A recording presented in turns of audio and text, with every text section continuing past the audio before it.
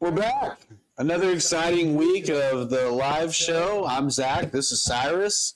Look at this pretty. Hold on. Look at this pretty little thing, huh?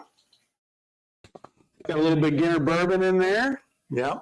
One of the Still Nuclear kits. Very popular one, I might add. Yes.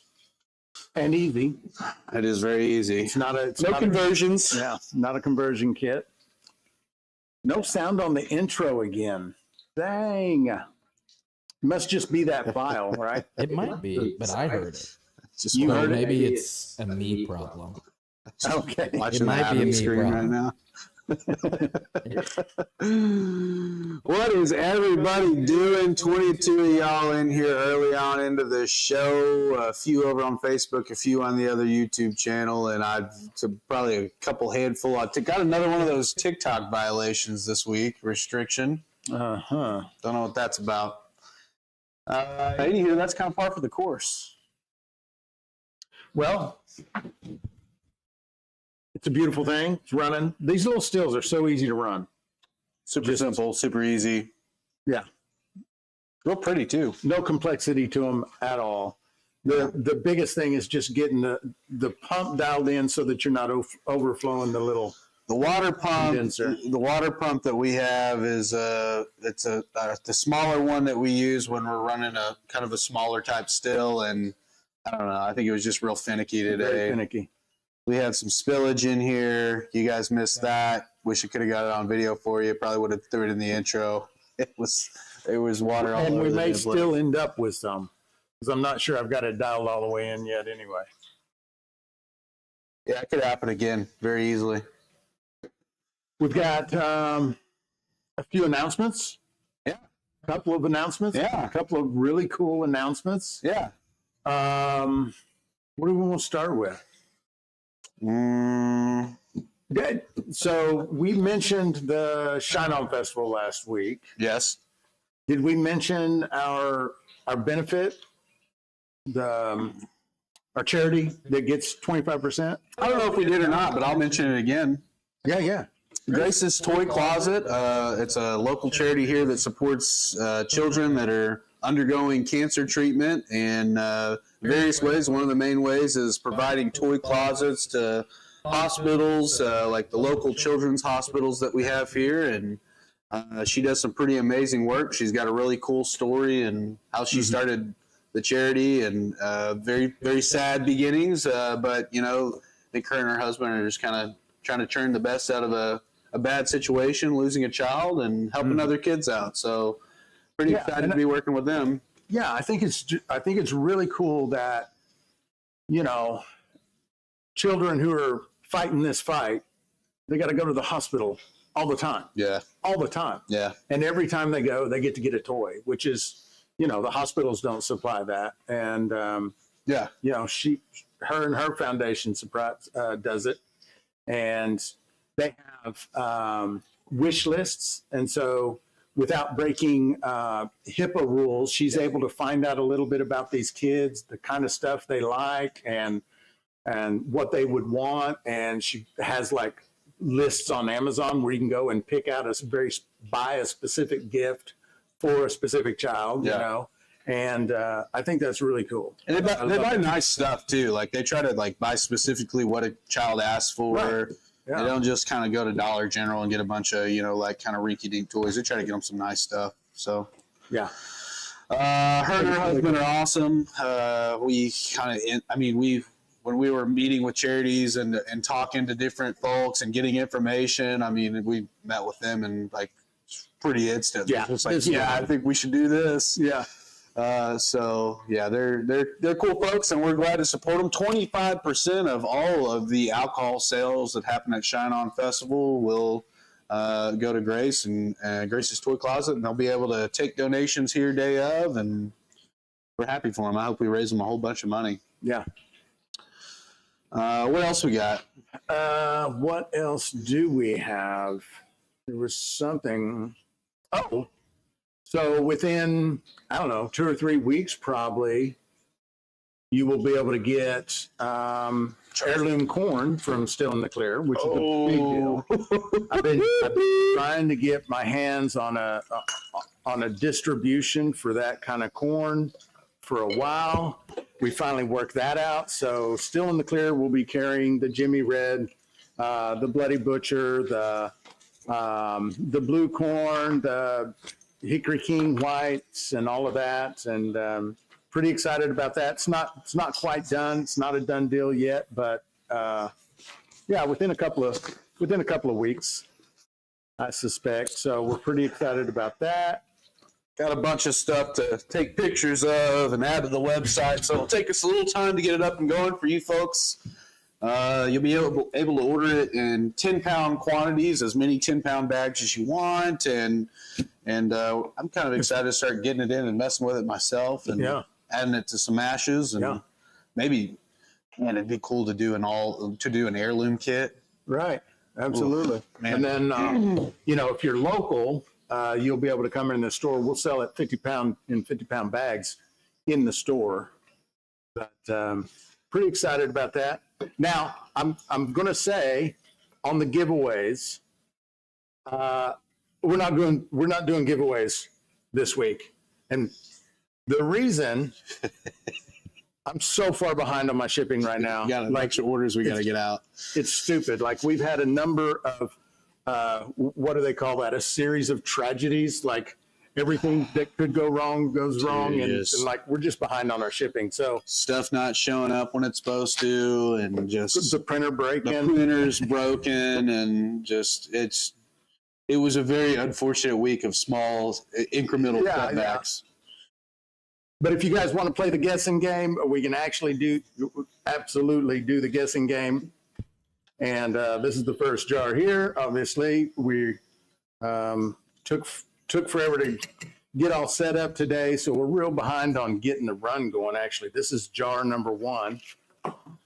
So if you guys want to guess, jump on it. Been neglecting the chat. Flatland, Backwoods, Roman, 252.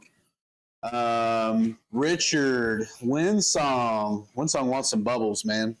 The bubbles. Let me get bubbles.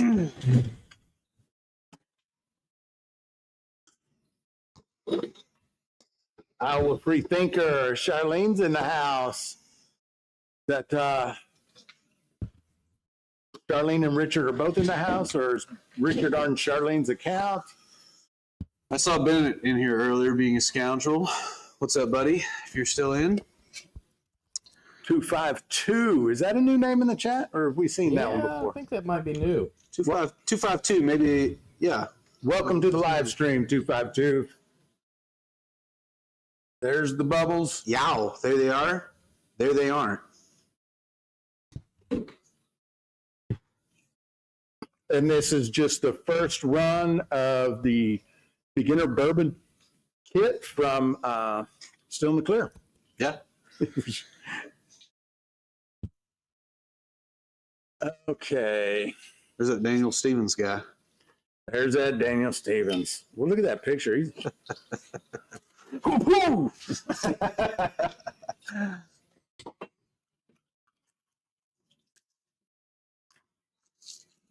All right. Well, that thing is we're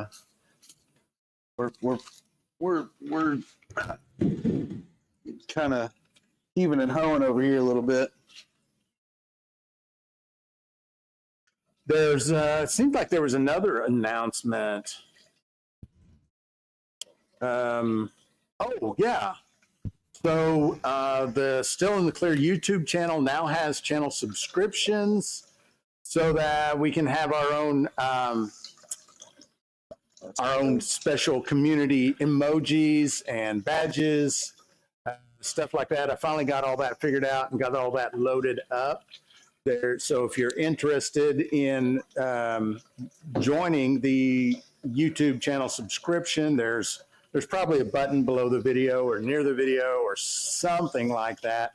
There's 2 tiers. There's tier number 1, which is you get the custom emojis, which we have a depends emoji. We have an Uncle Si emoji. We have It's feeding the fire here. yeah, we have a just a regular old mason jar emoji. And then I think there was one more. I don't remember what it was, but I'll be adding more emojis. YouTube limits you on how many custom emojis you can have based on how many members you have. And so as the membership rises, I will add more emojis. And then there's a level 2 subscription, which is going to include exclusive content where I'm going to do a little short video every morning. It's going to be kind of a behind the scenes video of what we got going on that day, what kind of damn troubles we're having that day, like whatever's going on the day.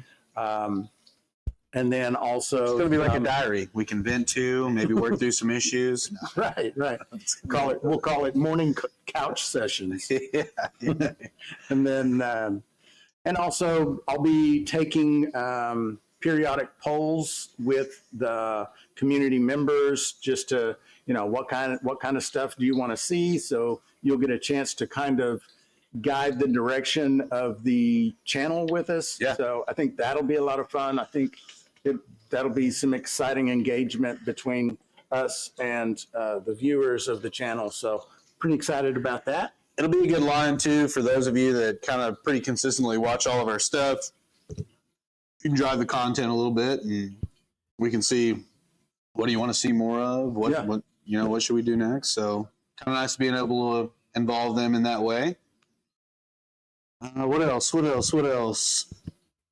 Oh, extremely happy to announce the partnership with Sugarland's Distillery for the Shine On Moonshine Festival. Yeah, they're going to be out here. They're going to be out here. The fine folks at Sugarland are going to be serving all different kinds of post-flavored and non-post-flavored moonshine. And so excited to have them out here. And they've got they got so many of them now. There's tons of different stuff to try. Even know. Yeah, I mean, there's so many.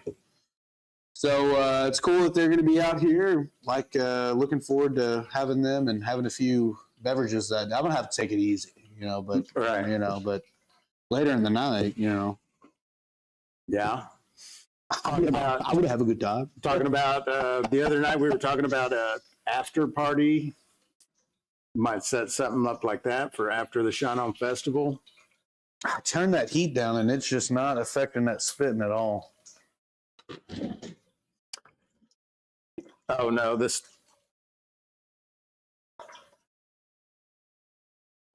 It's good. I don't know why it's burping out of there like that. I got the heat down. Yeah, the heat is down low. Can I bring my dog with me? Yes, you can. Yes. If it's behaved. I mean, do whatever you think you can handle, brother. like I can't bring my dogs. They don't know how to behave. So Yeah. I wouldn't bring them. Are they sending Mark and Digger? All that is yet to be determined. Once we have a better list of who all is going to be out here, like I don't want, all the popular names that I think that we'll put that out on the website once we kind of confirm with them who's wanting to come and who's available to come. I think that a lot of those guys are pretty busy, filming, your Bennett's, they're tied up. They're just too busy. They're tied up. They're Hollywood, No, I'm just kidding. But so yeah, I think once we see exactly who all can make it, we'll kind of release a list of who all is going to be here and inside the VIP tent and out and about around the festival. Yeah. So Joe, you subscribe to the channel. There should be a button somewhere below the video, like down in the description or something that says join. That's where it is. Also wanted to give a really big thank you to Joe Parks. Sent me, not us. Me, a Mary's wine recipe book. That was super sweet. I dug through it already. It already helped a customer out that was wanting a good banana wine recipe, and Yeah. I was like, I don't really do banana that much, but here, but they flipped real quick to a banana. Be aware Right, yeah. that there's a tripod leg right there. Okay. All right. Okay. Thank you. Yeah. Bennett, please check your calendar, brother. There's a lot there. Wait, I can't tell you how many DMs I've got over the last couple of weeks since we really started talking about this festival. They're like, well, will Bennett be there? Yeah, I know. Going to be around? Want to know. Is Bennett's wife going to be there? Right. It's like, Peach is coming. yeah, where's Peaches at? It's mainly been asking about her, really. Yeah. Which I thought, I didn't think anything of it, I get it. It's October 4th, Bennett. Did we ever tell them the proof? Oh, it was 132. I think we did not Maybe tell we them. did. Let me go back up, get the bragging rights. See who gets bragging rights on that jar. Okay. 97. Iowa Free Thinker, that's awesome. We'll see you. Iowa See you when Free you show up. Thinker had a 143. 138. Daniel Stevens. Daniel Stevens, 138 is the closest. So, But he also went over. yeah. So, And, we'll just circle back to this one. Yeah, closest without going over was Roman on TikTok. I think he had like 98. 252 said, first time here, what y'all sipping on? I've got a homegrown bourbon tequila hybrid I'm sipping on. Man, right now it's Nice. bush lattes, but there's other stuff in the work. Ooh, also, side announcement. Got a pretty bitchin' retired bourbon barrel today from a distillery that's moving in down the street from us. Axe and Oak Distillery. Shout out. Shout out. Dude was also nice enough to bring us by a bottle of Pikes Peak Hillshine. It is aged in Scotch barrels. It's finished in a Scotch barrel. So Oh, yeah. can't ever figure out how to. There you go. Pretty cool. So excited to try that later. What a cool dude. I went over there earlier and he was showing me around and Yeah. I was like, yeah, he's got hundreds of barrels in there. And I was like, yeah, we got to get a barrel and start doing the whole infinity barrel thing and, just have a little fun with that. And he was like, oh, well, I normally get this for him, but here, just have one. And he just gave us a dang whiskey barrel. So what a cool dude.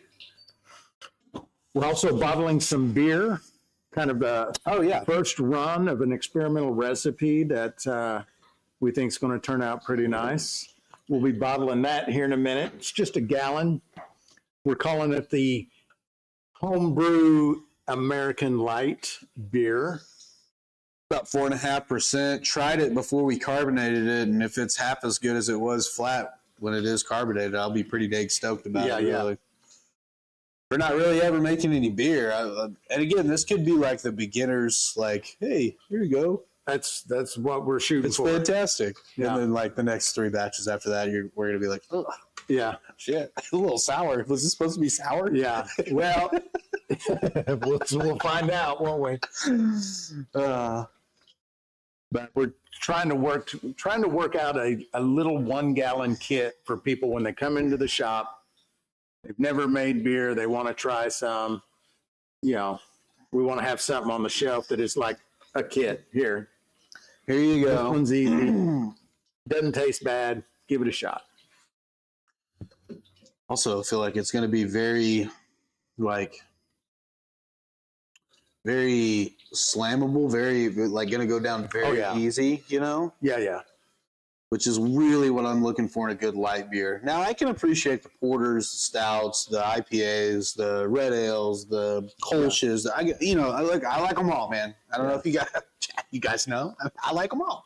Yeah. But sometimes it's very, very, very hard to beat a nice light beer that goes down just extra smooth. Yeah. And it's darker than you would expect an American light beer to be, but that's just because we used a Pilsen grain with a 20L darkness. It's the only reason it's as dark as it is. It looks like it might be an L, but it's not an L. Yeah.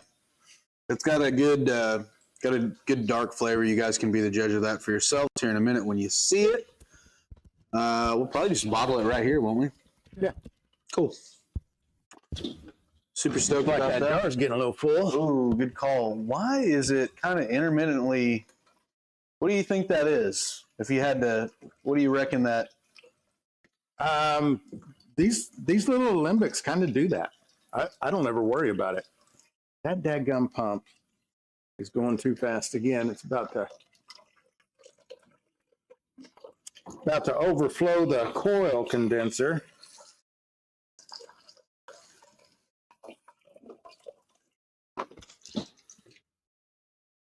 What do you think? Just kind of acting up a little bit, that pump. I just don't think it adjusts well.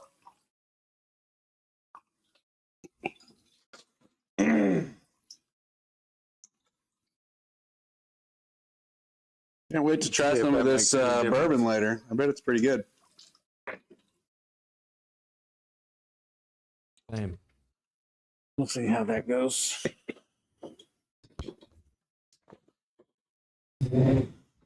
So what are all you guys sipping on tonight? I wonder if Joe is sipping on some breakfast bourbon. Oh, I hope It she seems is. like last I'd like few to weeks, that's imagine what she she's is. sipping She's on. cuddled up next to a fire, got us up on the iPad, the TV, the what have you, having a Yeah. little bourbon. That's how I like to imagine my Joe. Right. I like to imagine my Joe kind of partying a little bit, you know? Maybe going down to the local bar, getting tossed out, Yeah. you know? I like my Joe to say, like, hey, I'm here, but I like to have fun, you know? I like my Joe to be kind of like that teacher you like so much in school. Yeah. You know, your favorite one. Yeah. That's kind of like my Joe. Just real nice to you, good team, yeah.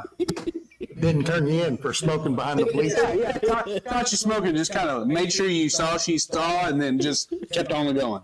That's right. Let's use this junk mail here. Jar number Little 2. protector. Got do you hear reverb on me or who? It's probably me. We have a hard time with these mics because I yell and I'm very loud, and everyone else just speaks normally. Test. Reverb. Yeah, Could be reverb. kind of cool depending on what it sounds like on there. Do you believe in love after love? Like a little share song back here. Just Adam. Test. Yeah, that's a good idea. Flatland hillbilly. Put a larger port, exit port on that worm. It's 82 degrees. Where are Christy? Where are you that it is 82 degrees right now? She's gonna say Florida, and I'm gonna be like, checks out. Joe Park says anything to get me off of Amazon. Well, I'm glad we could help with that. Glad we could help. Garbage Thrown Daddy is drinking on some first gen aged. Oop, missed it. Scrolled past. Oh well. Might have said bourbon. First gen aged corn sour mash. Corn sour mash. Nicholas got my first run done over the weekend. Got 3 solid clear jars, and the final got a little cloudy, so I turned it off at 4 total. And Cyrus may have a differing opinion here, but if you're running into that 4th jar and it's getting a little cloudy, you're getting into what you think may be the tails. Look at the proof and maybe keep pushing on past it. Consider on getting more of that alcohol out of your pot and doing a double distillation or something. Yeah, throw it in a Faints jar and get a little extra later, especially if you're running on a small still, which if I'm not mistaken, I know you've been in the MFB chat talking about it. It seems like maybe you got a smaller still. But especially if you got a smaller still, run that thing all the way out, throw all that into a Faints jar. Eventually, you can get another run out of it. Garbage Thrown Daddy said, Adam, you sound like you're in a porta john. Yeah. Yeah. We're in trouble. Yeah. We're in trouble. Hell yeah. Damn, -9 here this morning. Jeez. Southwest Florida. Chrissy called it. Knew it.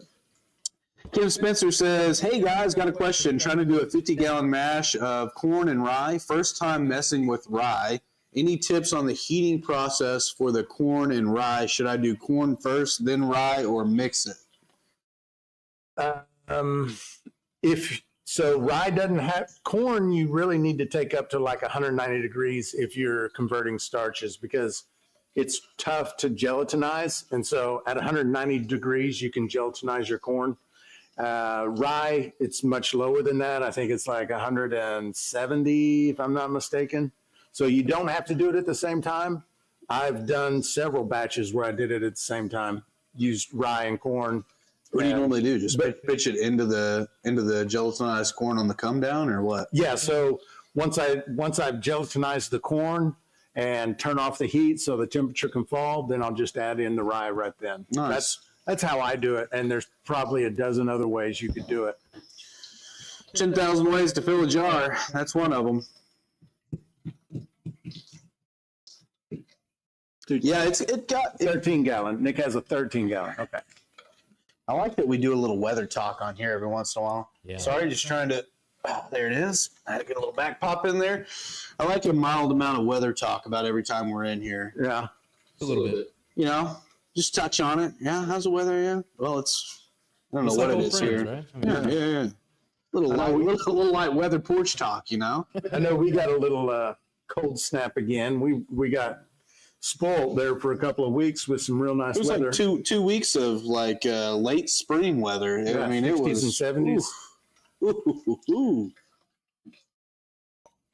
Oh, a little Gulf. I think that's the first time the Gulf of America has been thrown in the live chat there.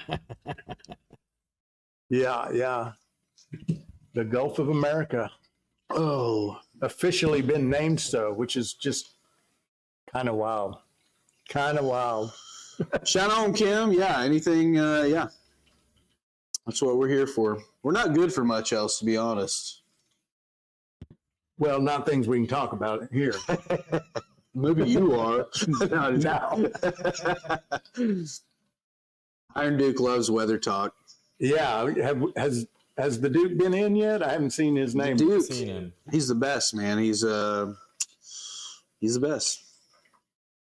If you're using amylase, if you're talking about worrying, okay, I guess I should read the question. Jeffrey asked, Followed it right up with that. yeah, Jeffrey asked, if you're using amylase, do you need to worry about diastatic power?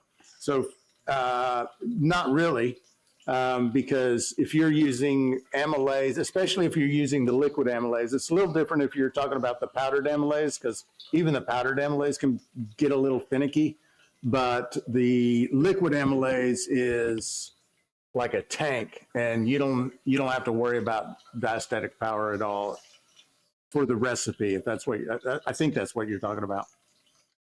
Oh my God! Look what happened upon our table here. I didn't even. Just snuck up on us. Kind of crazy. Yeah. Oh. This is from last week. If you guys missed it, we did a little caramel apple post flavoring on some. What proof shine did we end up using? 110? Is that what that called for? We were using 110. That's correct. 2 cups of 110. Some Yeah. a little bit of this, a little brown sugar, a little raw sugar, some Werther's Originals that were substituted for some caramel extract. What else do we have in there? Oh, a little vanilla extract. Apple juice And apple juice. and brown sugar and raw sugar. And if you guys didn't notice on the last one, I'm pretty partial to this stuff. Any for you? Yeah. Thank you. That little bit right there would be good enough for me. Yeah, sure. Look at that. Grab Grab a glass here, You Yaddle. didn't even get him a glass again. Hey, we throw this in the. Oh, never mind. Oh, hey, also, before I get it out of here, Liver. shout out to one of our loyal customers that brought us a bunch of beauty berry jams. Our fridge is like full of this stuff right now. Yeah. She brought us even more today. Yeah. What a Pretty awesome. good person to have around. And I think she's going to be at the festival too. Yeah. I On think their jams. She's coming to jam out at the Shine On Festival. What do these apples taste like? Flatland Hillbilly, he made another gallon like the next day. Yeah. He says, I can't believe you have any left. No, I would. Yeah, I made another gallon. Yeah. Hey, will you toss those up Kim there? tried mixing Werther's green apple over aged corn. It was great.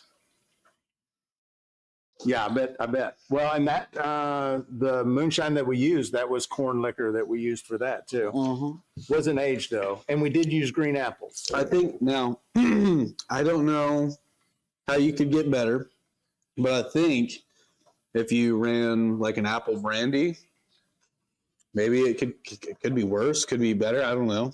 Yeah. And it's so good. Yeah.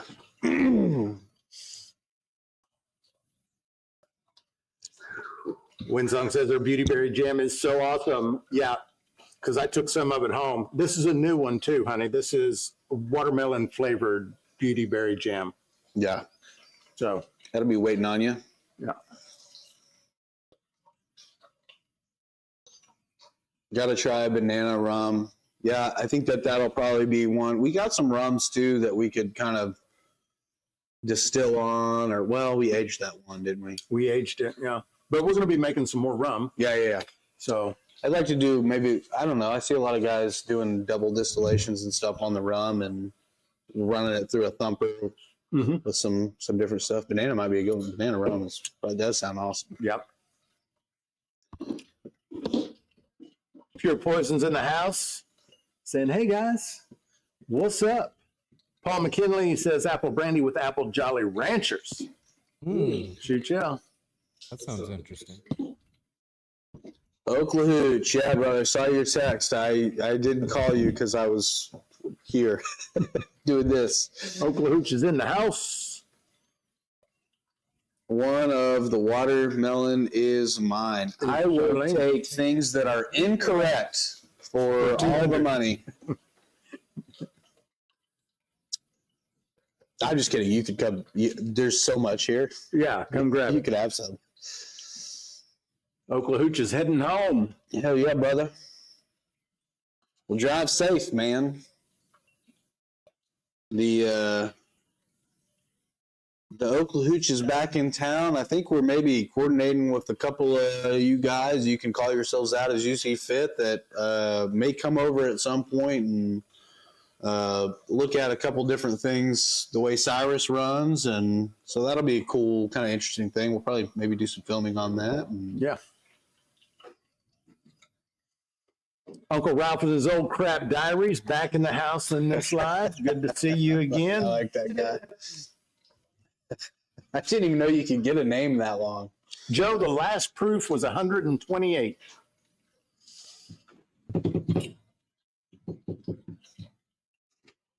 And I don't think, it seemed like we had several announcements, and I thought I'm going to miss one of these, but is there anything else? I think we covered everything. No, there's something else. The heirloom corn that we're going to start Heirloom carrying. corn, Sugarlands, Grace's Toy Closet. yep. Waiting on that The other new big sponsor YouTube subscriptions. till we sign them. And as we, as things get locked in on the Shine On Festival, like bands that we've booked or, sponsors that are coming or any of the. A food truck that I'm just very excited about will probably get mentioned. Yeah, right. So like as we nail down a lot of this stuff that we've been planning for a while, we'll just announce it as it comes. And then I will be building out the Shine On Festival's website with all that information as it comes in. Oklahooch, Sugarland's what? Sugarland is coming to the Shine On Festival, going to be one of the sponsors of the festival. They're going to be here selling their goodies here at the festival. So if you want to check them out. Hit them with it. Hit them with it, Adam. Working on it. Hit them with them. Let them have it. Wait, I don't have a sugar lamp. Give it to them.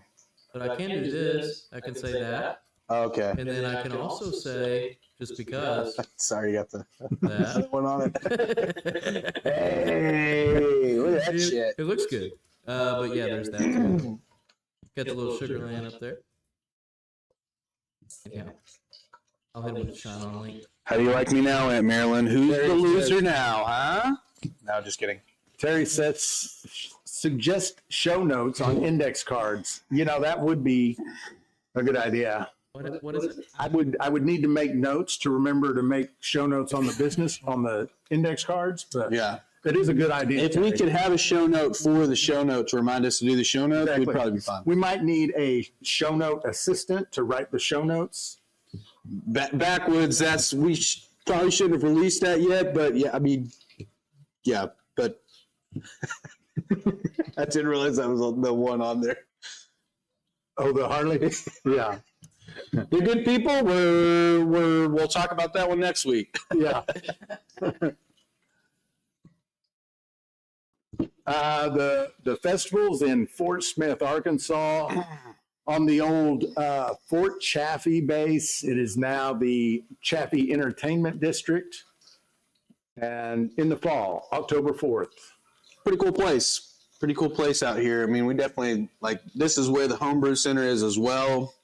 I mean, all we've done with all we've done. I mean, it took a little paperwork and a lot of working with some other people, but we are shutting down, a big long portion of the street out here and fencing everything off and kind of. It's about 2 city blocks, right?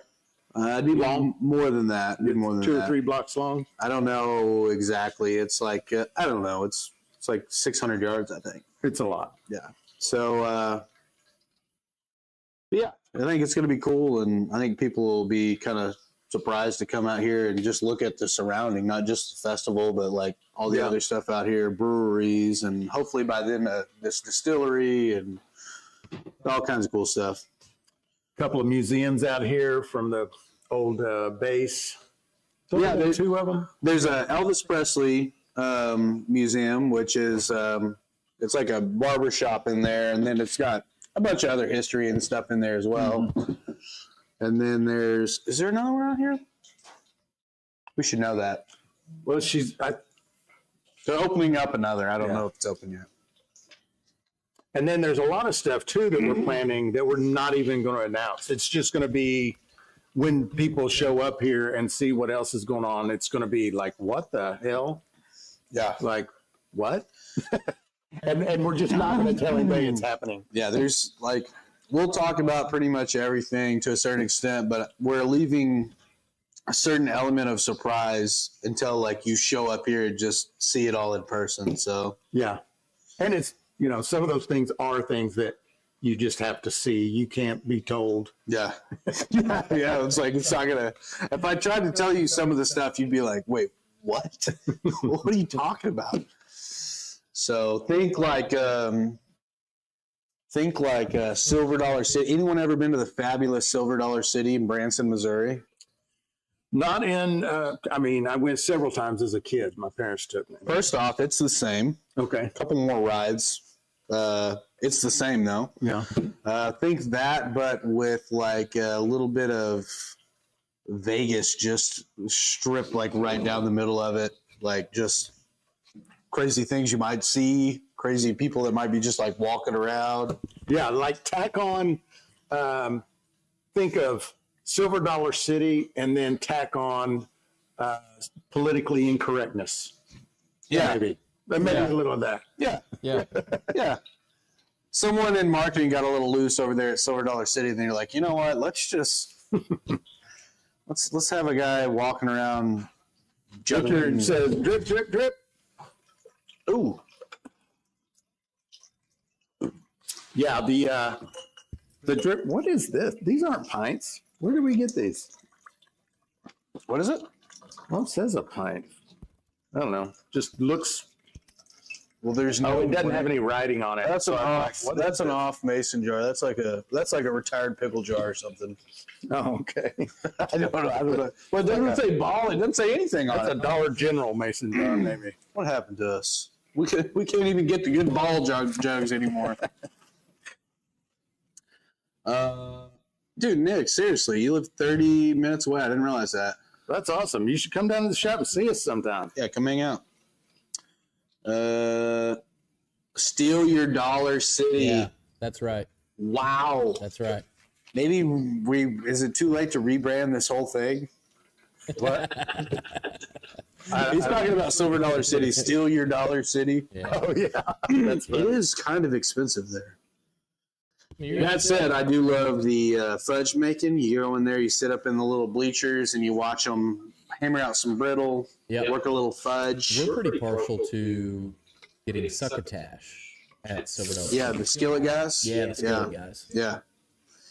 Yeah, I like, which they, at a time, they weren't doing it anymore, but the wood whittler in there in the bottom of the Christmas store, you know what I mean? Yeah.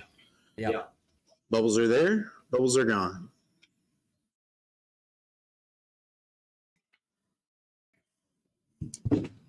That was for you, honey. Hope you enjoyed that. Lucky D says, just showing up here, what were the previous jars? 132 and 128, brother. This is jar number 3. Do you have any idea? Also, hey, looky, don't be late anymore, okay? I'm just kidding. You can show up whenever you want. I'm just glad you're here. Sorry? Lost the Sharpie for a minute.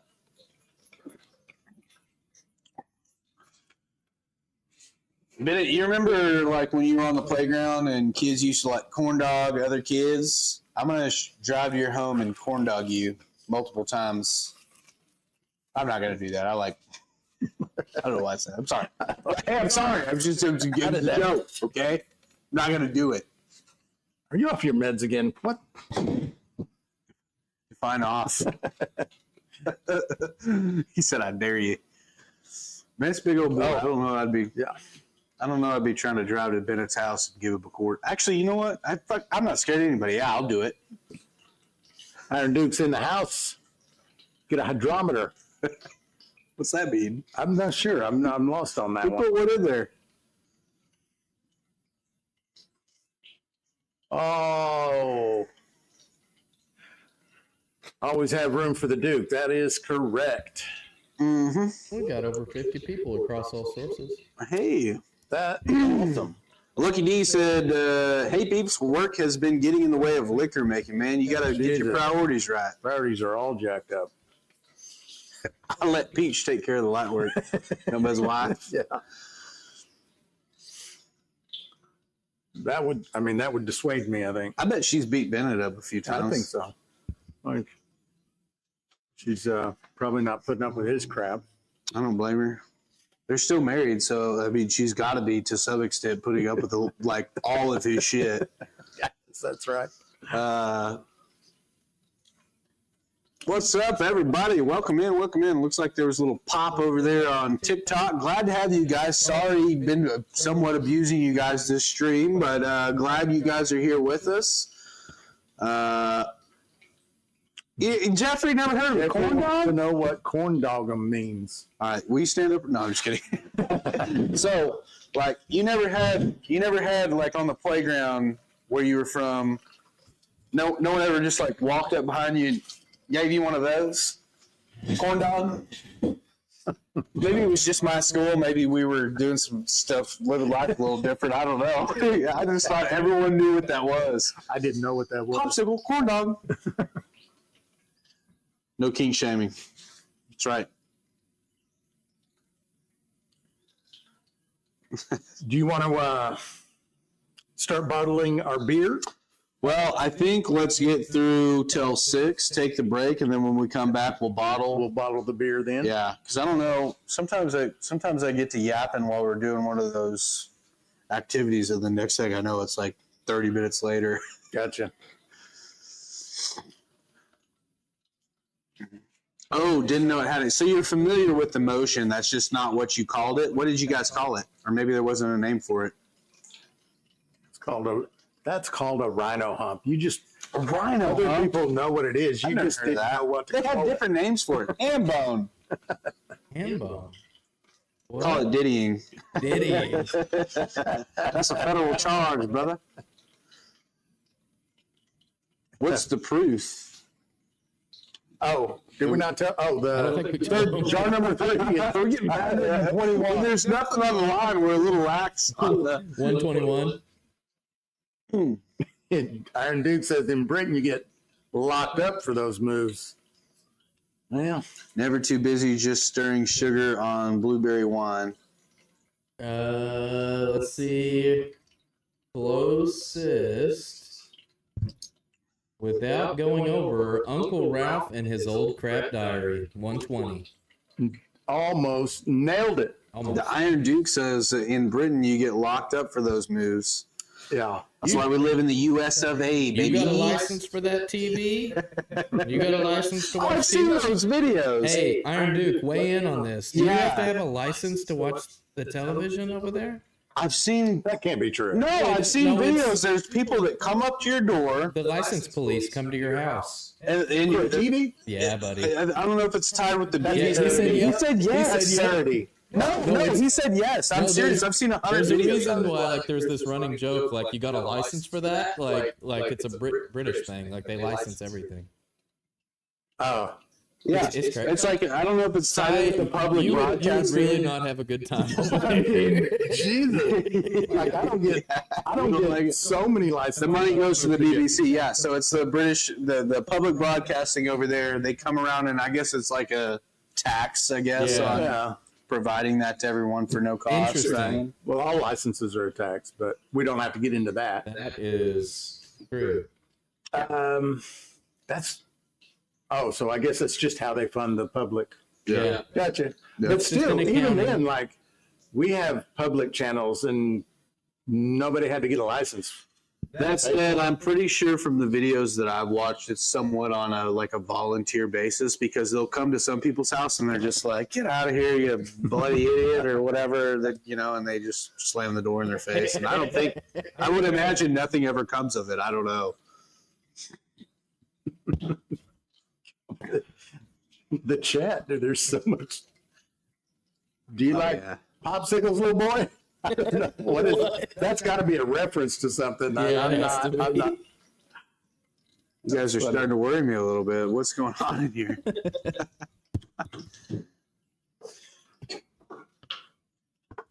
All right, everyone, calm down on the Brit. They're not a bad bunch, okay? Yeah, they're a good bunch. Everyone, slow down. Everyone's just like dogpiling on the Duke for no reason. It's like 1776. Shit! Like, what are you guys doing? What are you guys doing?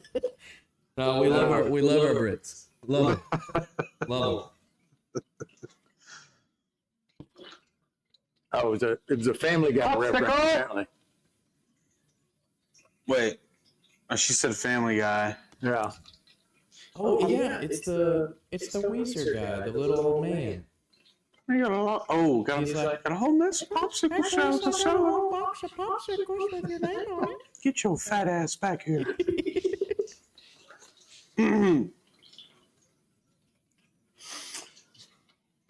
All right, I'm trying to look.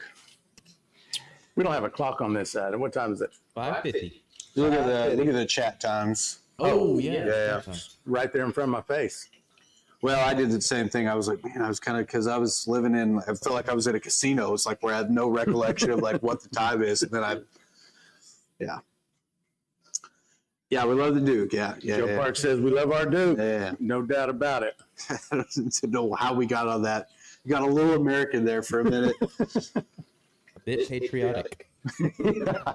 Everyone's so. I love it. I like it. Okay, but like, it's also He said, civilized country. That's awesome. I like a little. I don't know what is the common we poke and jab at the Brits about this, that, and the other. But what's the common American jab? I don't know. I mean, the civilized country maybe that's that's a like good one one. of them, but. I don't know. They like to think that we're all cowboys. I think, Right. or even a pretty Atlantic accent in America sounds like hick to them, right? So I'm curious, what Duke has to dunk on us with. Well, I'm I'm pretty sure like most European countries consider us like uncultured. Yeah, like, uncultured swine. Yes. Yeah. And I'm not saying they're wrong either. Like, Yeah. We trained. I will say this: when I was still in and everything, we trained with these British soldiers that were coming out and shooting at our range, and we spent a few days with them, and we were talking to them about everything from like MREs. And eventually, we got pretty comfortable with each other to where it was like, your buddies, where you're just kind of openly talking shit to each other, and just joking around, and they started hammering us with like mass shootings and stuff. And I was like, Jesus, come on, yeah, you guys are like running around killing everybody, killing each other. Dude, they got on a long tangent about like, I think someone hit him pretty good with something that stung a little bit, and then one of them popped off with like one of those. Yeah, well, at least yeah. At least we don't have a mass shooting. They said something about they said something about teachers and Glock. Like, I don't know. It was like pretty poignant, whatever it was. And then they just like all of them. They all had it's like they're all holding it, just waiting for the right time. And then it just seemed like a very common dig. I was like, geez, this is tough. Garbage Throne Daddy says we're all inbred. Lucky, yeah. Well, I think so. I think that they had, just like how we have like the Tabasco, salt, pepper, matches in the like pouch, the wet. I think they had bags that they could like boil. Like we have the coffee. I do remember thinking like some of theirs were a lot better than most of ours. Like maybe that's just because they were super different, and I don't know. I was just kind of enamored by them. You hadn't eaten 800 of them? yeah, I had eaten a bunch of them. Yeah. Earl Grey. I found a case of tea back there. Did you know we had that? Yeah, that's for kombucha. Oh. Yeah. No shit. Green tea, black tea for kombucha. We need to make some kombucha and some stuff. We need to do some weird ferments, some non-out like pepper, like hot sauce and kombucha and kimchi. Yeah, I like kimchi. Yeah, we can do by the that. way. My wife really likes kimchi. Dude, Duke, I've been telling. We're working it out right now. To figure out the best way to, get somebody. I can never know how to. If I was a weatherman, first off, I'm sorry, I'm going to get off on a little side tangent here. The fact that weatherman just with ease, and I get it, it's their full-time job, they do it a lot, but I have zero. Every time I try to put my hand somewhere on this and I'm looking backwards into this monitor, it's not within me. I would never have it down, and it will never get better. That's how anyway, sorry. Duke, as soon as we can get the screen, somewhere where it's big and they can see you good and the platform is right, I would love for the Duke to be the first. Absolutely. We are working on getting all the software correct for a remote interview type, bring somebody on, like. Yeah. Yep. Yeah. Yeah, my main, I could be the next Robert Streisand. Yeah, and I think Iron Duke should be the first one. That's a good idea. My main hurdle right now is getting their audio where you guys can hear it.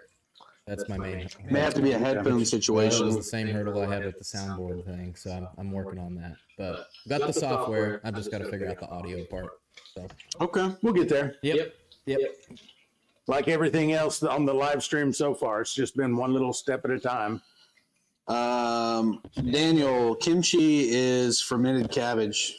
It's a Korean. It's like a very popular Korean dish. They ferment cabbage with spice and maybe some, I don't know if they put vinegar in it at some point, or maybe I don't have any idea. I don't know. I'd have to look at it.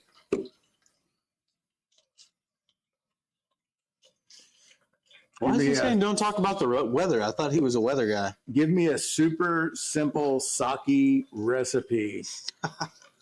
Super simple sake. I mean, that would be a pound and a half of rice with like 2 pounds of sugar per gallon of water. That's the super simple version. If you're talking about doing a conversion, then I think you need 3 pounds of rice. And then a lot of people, when they're doing sake, use that yellow label angel yeast because it does the conversion and the. So we have some back there. I rolled up on it one day and I was like, I've had it for over Japanese, like writing and stuff on it. I've had it for over a year. I keep intending to do it and it's just still sitting back there. I would love to make some a hot sake. Okay, if I get in a special mood, if we're out and about, we go to do sushi, whatever, and then I've got like my brother-in-law or a buddy or something with me, and we start getting into a little hot sake situation, I can get off the rails a little bit. It creeps up on you, and there's something about the temperature at which it's served that really gets in there. Yeah. And it's like a freight train. It's like nothing, and then right. Hey, look, you've had 7 bottles of sake. I've had You've had 18 shots too many. It's weird. It's different. It's like the soju in Korea that gets all the American soldiers like all jacked up, gets them in trouble. There's been a lot of rank and stuff lost over soju. Yeah. Yeah. It's the same thing with sake. Duke says we'll do a rice recipe soon in the newsletter. Woohoo! Who do we have in the chat? So 42. What was that number? Couldn't catch it. 43 on main channel, 1 on Facebook, 2 on alternate homebrew channel, and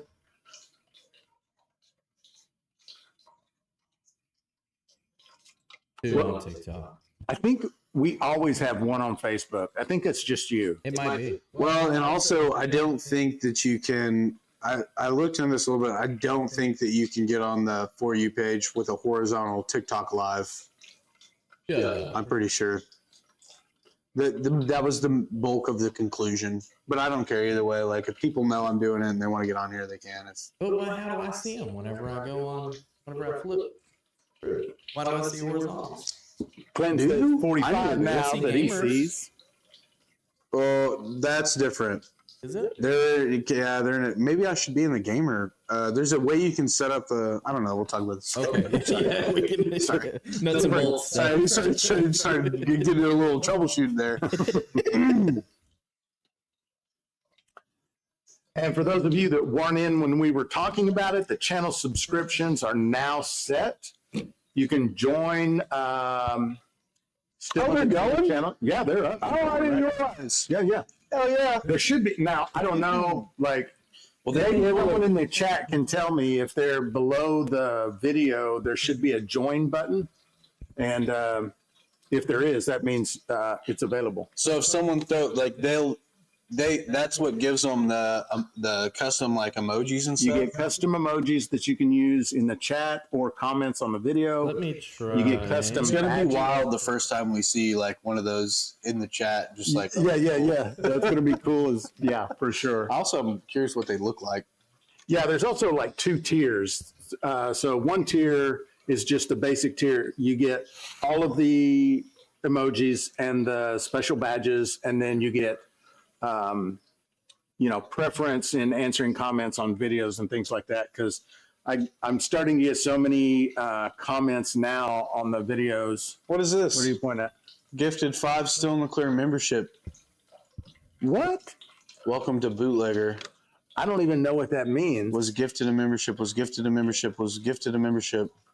Wow. Okay. Oh, so somebody is buying membership. Someone bought 5 and gave them out. Yeah, and that is awesome. I think it's. No, I've seen this before. Oh, Richard. It says by Richard. Richard Briner. Man, that is awesome, brother. So I think that someone can do that, can gift them, and then maybe you have to click something or type something. Yeah, I don't know. But there's the badges. Clinton has a badge now. Flatland Hillbilly has a badge. Iowa Free Thinker. What the hell? Wow. Yeah, so the badges are popping up. So those of you that have gifted a membership. Look, everyone's. Oh, this is awesome. I wish I had 20. Clinton gave 20 of them out. Oh, brother, that's awesome. So like for those of you that have been gifted these memberships now, throw some special emojis in there. Let me know. Let me make sure those emojis Still are working. getting them. They're still getting them. Good grief. That is awesome. Dude, Clinton, what a crazy thing. I don't even know. Paul's like, Yeah, probably. You're about to get one, probably. I don't know. that is nuts, man. That's so weird. I don't know how these work. I know I'm more familiar with them on like Twitch and Kick and stuff because they give snubs, I think is what it's called. But, yeah. Yeah, that's nuts. Wow, that's Ooh, that wild. jar's almost full. Ooh. Your check? Dude, thank you guys. Yeah, that is wild. Richard, thank you. Thank you so much. And Clinton, thank you. Wow. We really appreciate that. That's awesome. Oh, let me just spill it all over my hands. I'm 50-50 with those. I think honestly, this was the generic jar that got you on that one. Trying to do the emojis that he was talking about. See, Yeah, how do they put the emojis in there? I don't even know. I hit join, but nothing happened. I guess nobody wants me. Your wife. I'll make sure you get hooked up, honey. Yeah, so Clinton's putting in there $1.99 for Stillhand, $5.99 for the bootlegger. So he's talking about the two different tiers. Yeah. There they are, right there. Clinton just put them up. So What's that trophy? the mason jar. Then there's the Uncle Si is the little person there, and then the diaper is for the Depends, and then Shine On. How do they put them in there? The trophy is. I didn't put a trophy in there. So I don't know where There's that- another one too that's not a. I have no idea. Those may be Maybe they just come with, generic extras. I don't know. I'm about to. The more members a channel gets, the more customer emojis they get. Right. So as the membership grows, I get to add more. Really should know more about this than I do. I don't know much.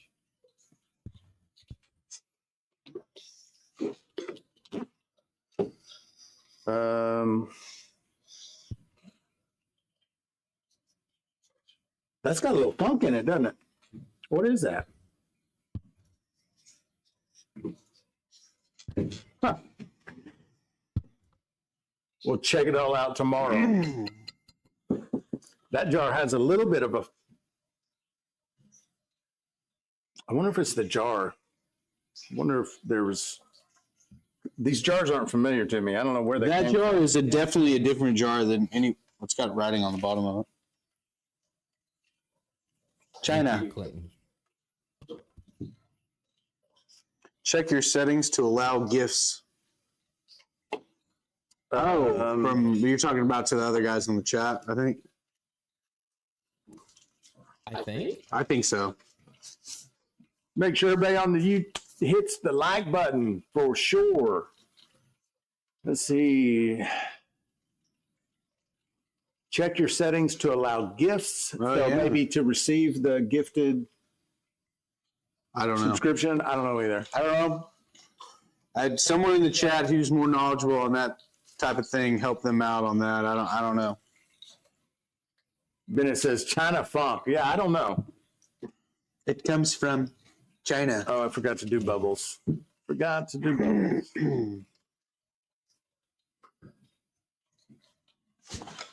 Well, we got a good break point in the middle of this.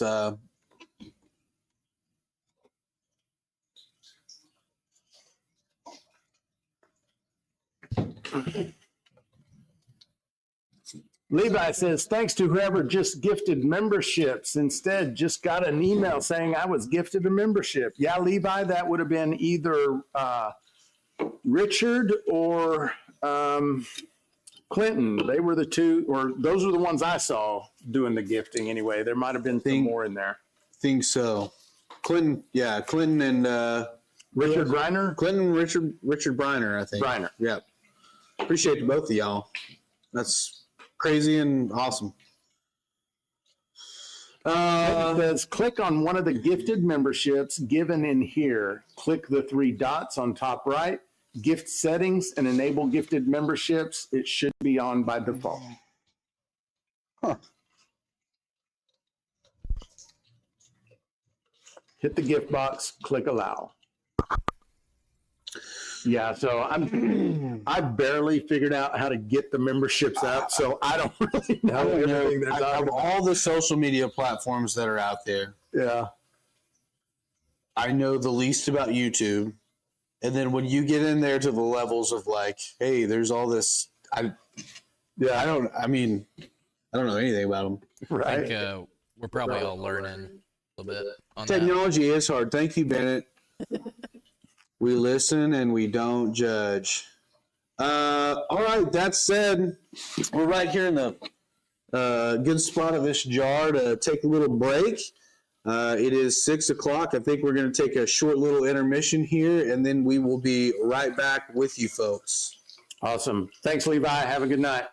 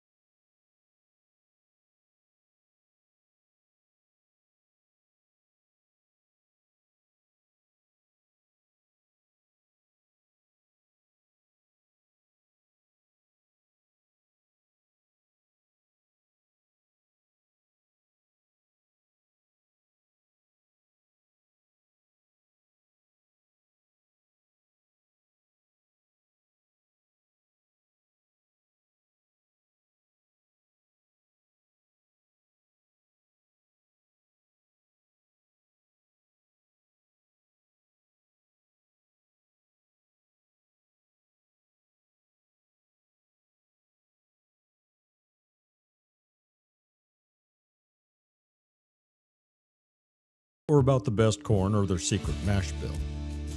For others, it's about a great still and a lot of copper in the process.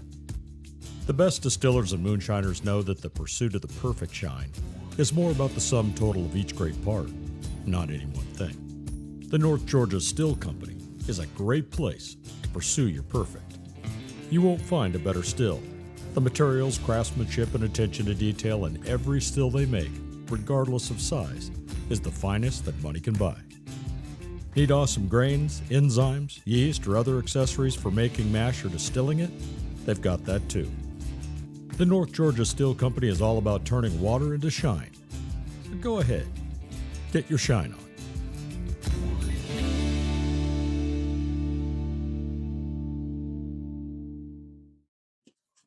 Everyone go take a bathroom break, get a refreshment.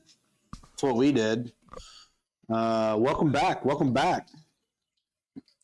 Oh, they can hear it now. Did a little magic on it. Nice. Sweet. Nice. Little Adam magic. That's the Adam. That's why he gets paid the big bucks. Yeah, that's awesome. 5 plus 5. I believe that's 10 where I'm from. I got 8, but 5 by 5. I could be wrong. Don't forget to carry the 1 and That's it. Yeah. That was it. Yep. Yeah, you dropped that. Yeah. Yeah. All right, so let's bottle this beer. Let's do it. We'll grab our equipment. Get a little bucket here.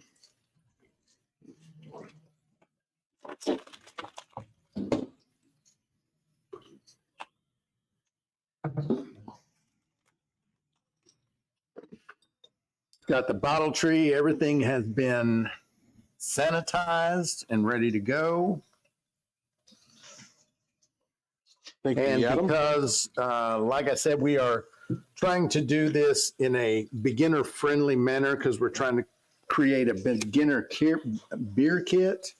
We are going to use carbonation tablets for the carbonation. This started out, this is going to be about a 4.5% ABV beer. And we used Pilsen. We used, what was that? The DME. We used Bavarian wheat DME. It's the hops. And we used, I'm trying to remember the hops. I'm going to go look because it's in the fridge still because we still have that package. Oh, yeah. It was the, well, and also we racked this, so it sat in here since December 18th. It's set in a different 1 gallon. And we racked it right before the live into this new 1 gallon carboy. There was a small amount of sediment on the bottom, but I was really surprised as compared to wine or something that we might do. It was a lot less, and it ended up clearing up nice. Got a real pretty color to it. So We used a Fugle. Bugle. Yep. And I don't remember the brew day schedule that we used, but yeah, I've got it written down somewhere.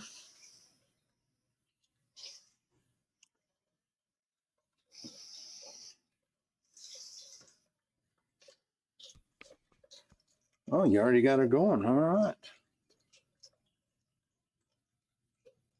There you go. So who in the chat has made beer before? Let's see how many beer folks we got in the chat. You got any big bad beer makers?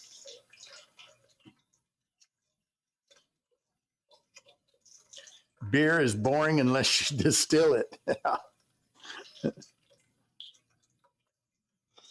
Which, again, I'm hopeful. We tasted this a little bit right when we kind of had judged that fermentation has run its course, and we gave it a little try, and I'm very a very hopeful.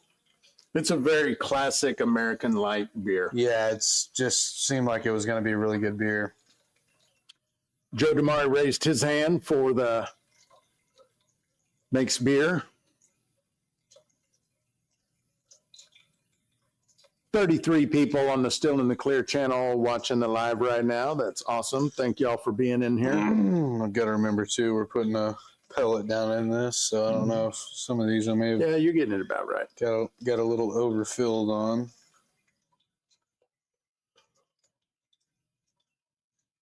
Some may end up with a little more carbonation than others.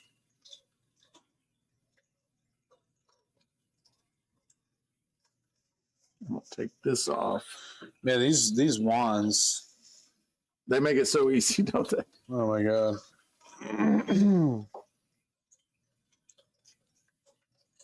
I think our chat is stuck. The last one is Joe DeMari. Okay, there you go. How's that? Yep, got it. Clinton Hush says wine and mead only. I thought about doing a beer, but the snobs that do it are snobs. I mean, He's not there's not really wrong. There's not really wrong. It can definitely be that way. I mean, we have a lot of different people making a lot of different stuff that come in here, and yeah, a beer maker can be more. What's a gentle way to put that? It's kind of like it's that way everywhere, though. I think. Yeah. Oh yeah. There are definitely some snobby winemakers and 100%. distillers, and it's a geographic thing. Most of our winemakers that come in here are Muscadine wine, good old boy. You know, they're farmers, old men, and farmers and ranchers. They're like the best. See if we can get one more out of this. Get that one full. We're gonna try. We may have to funnel the last. It's gonna be pretty dang close. It's gonna be real close.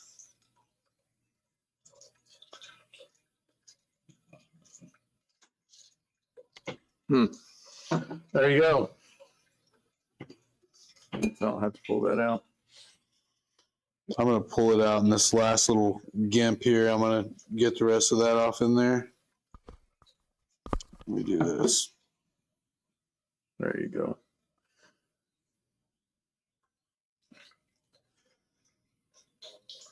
Richard says this beekeeper likes his mead. Jason says I never made beer, but have drank a crap ton of it. Yeah, we like a good beekeeper. Terry says no beer here, but DME makes for a good light whiskey. I've never used DME in a whiskey, but that sounds like it'd work well to me. Iron Duke says, I hate to say it, having worked in the U.S., beer in America is an oxymoron. They're going to plow back in on there. I don't know that I'm going to hold them off. I mean, he kind of set himself up. You're kind of asking for it a little bit, okay? Predominantly American chat. Didn't know if you do that. This is American show.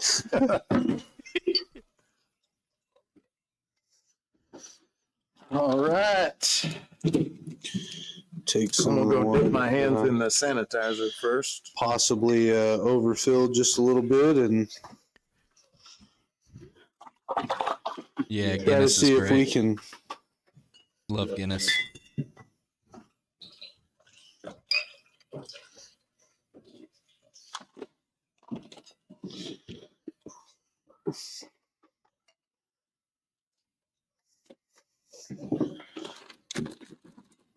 Richard says he'll have bees one day. 1 drop, 2 drops. For those of you that aren't aware, these are just little pre-measured sugar tablets to give you just the right amount of sugar to allow for some extra carbonation so that your beer is carbonated.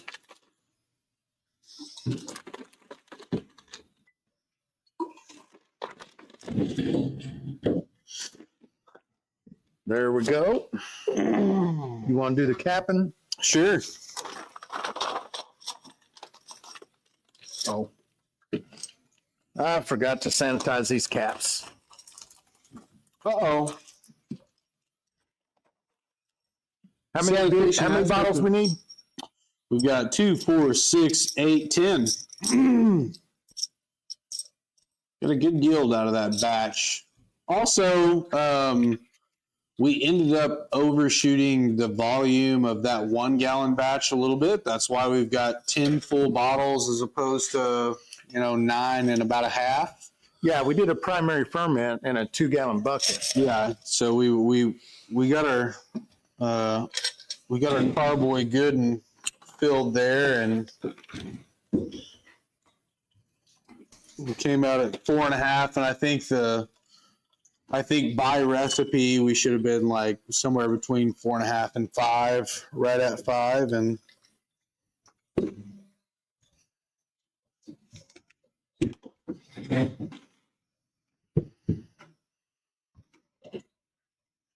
You get those capped and I'll proof this jar.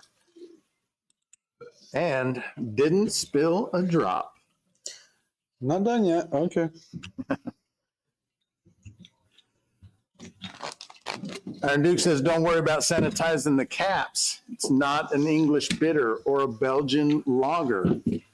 Okay, I wouldn't. It's 4.5% alcohol. I'll tell you that, brother. It's not going to withstand a whole lot of gerbs. Can't tell if that was a highbrow joke or something.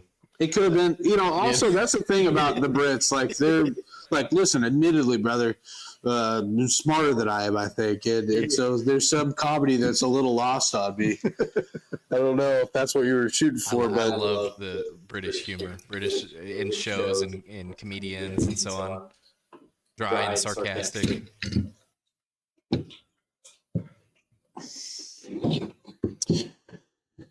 I think our plan on this is to leave this out for a couple weeks. Yeah, we'll give it 2 or 3 weeks before we refrigerate it.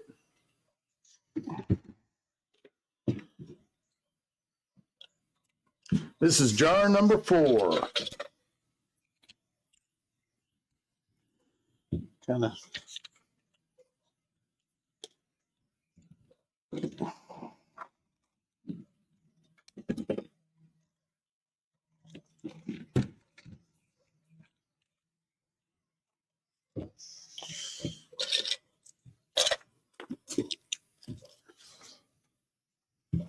I don't have anywhere to set this where they can't see it. I guess it doesn't really matter.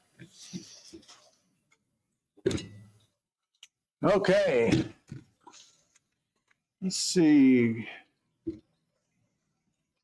Proof on the last jar was 121. Terry says Coors in the late 70s was pretty good. Did it change? I wasn't drinking in the 70s, so I don't know. I damn sure wasn't. 120, 114, 116, 115, 121, 126, 117, and 108.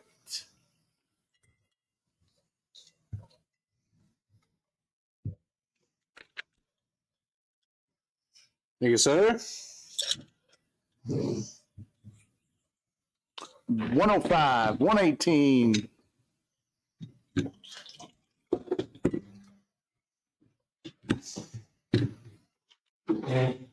Backwoods, Richard beat you to the punch on the 118. Charlene says 100. Flatland says 117, which Pure Poison already guessed 117. Flatland. Uncle Ralph and his old crap diary. I was brought in Coors Light. I was brought in Coors Light 1978. Nick Haas says 119.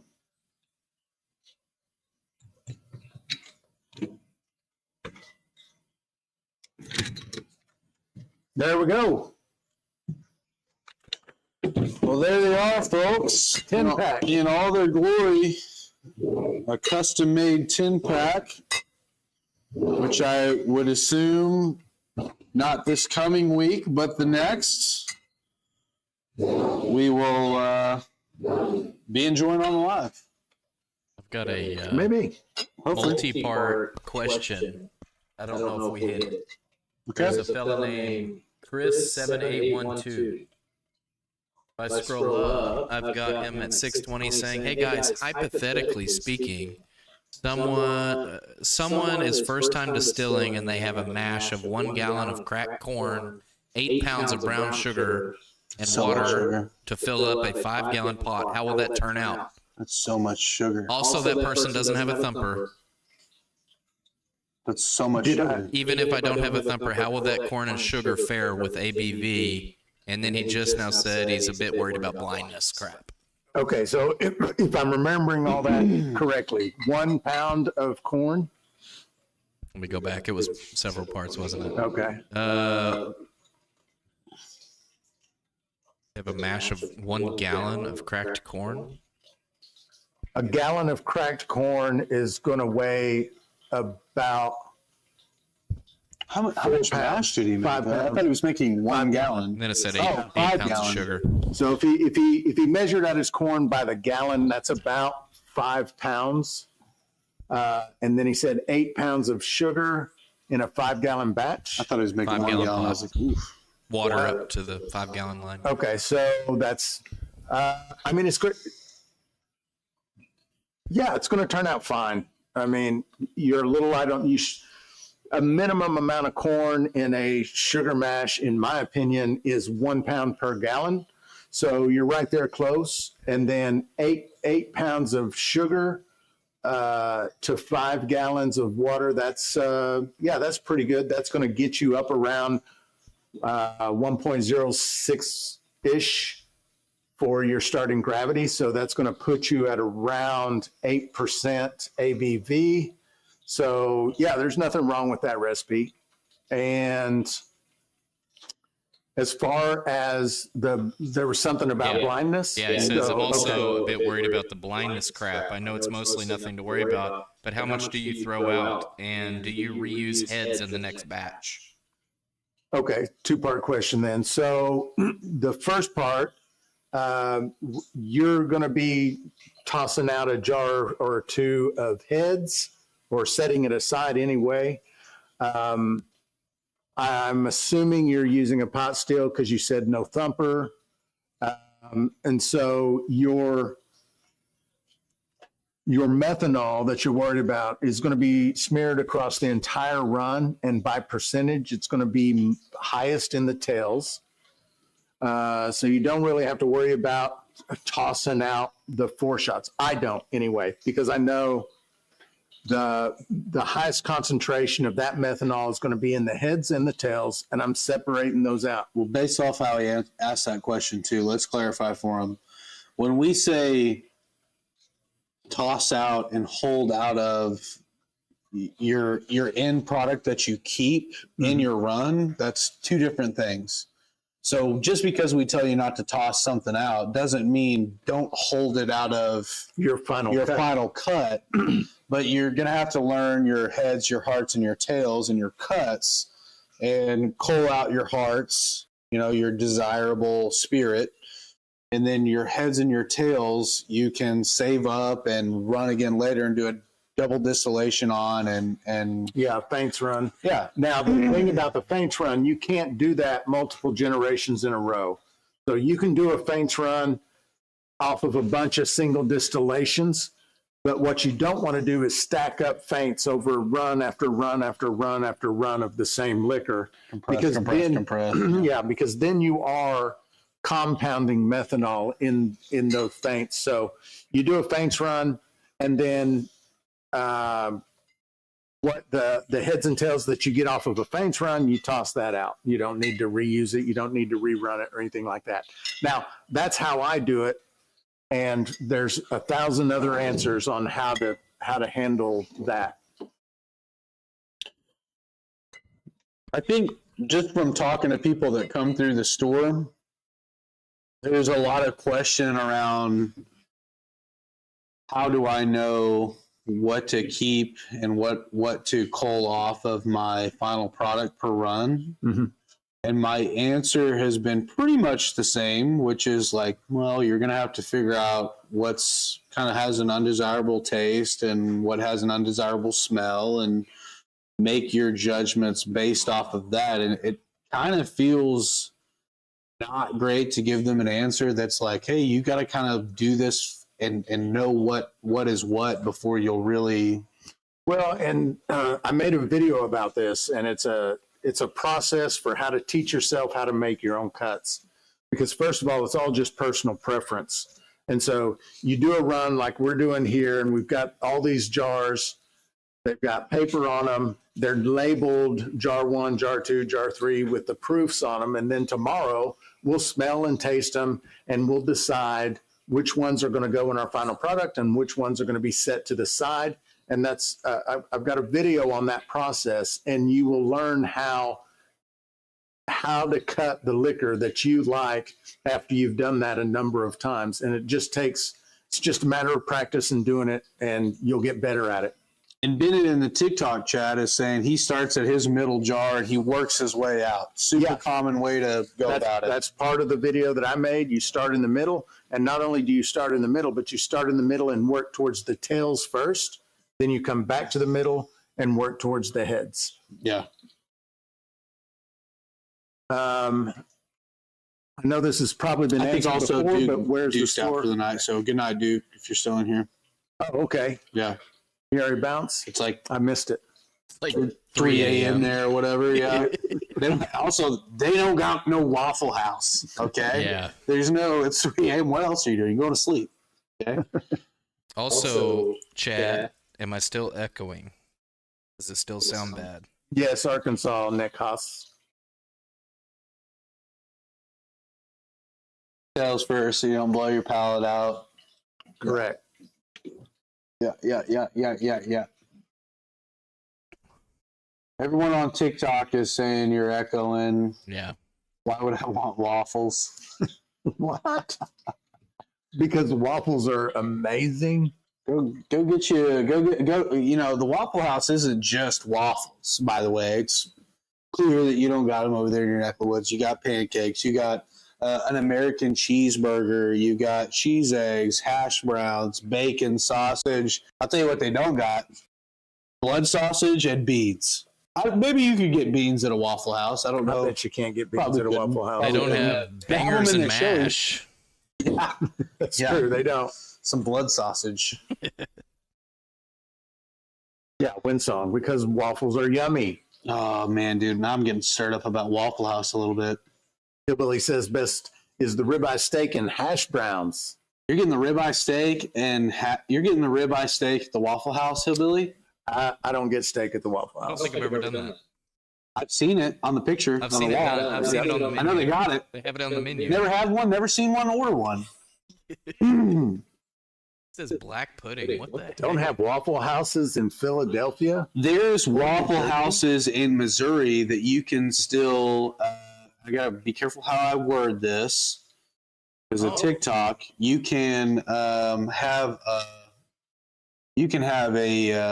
Lucky Strike in or a Marlboro. That's wild. Yeah.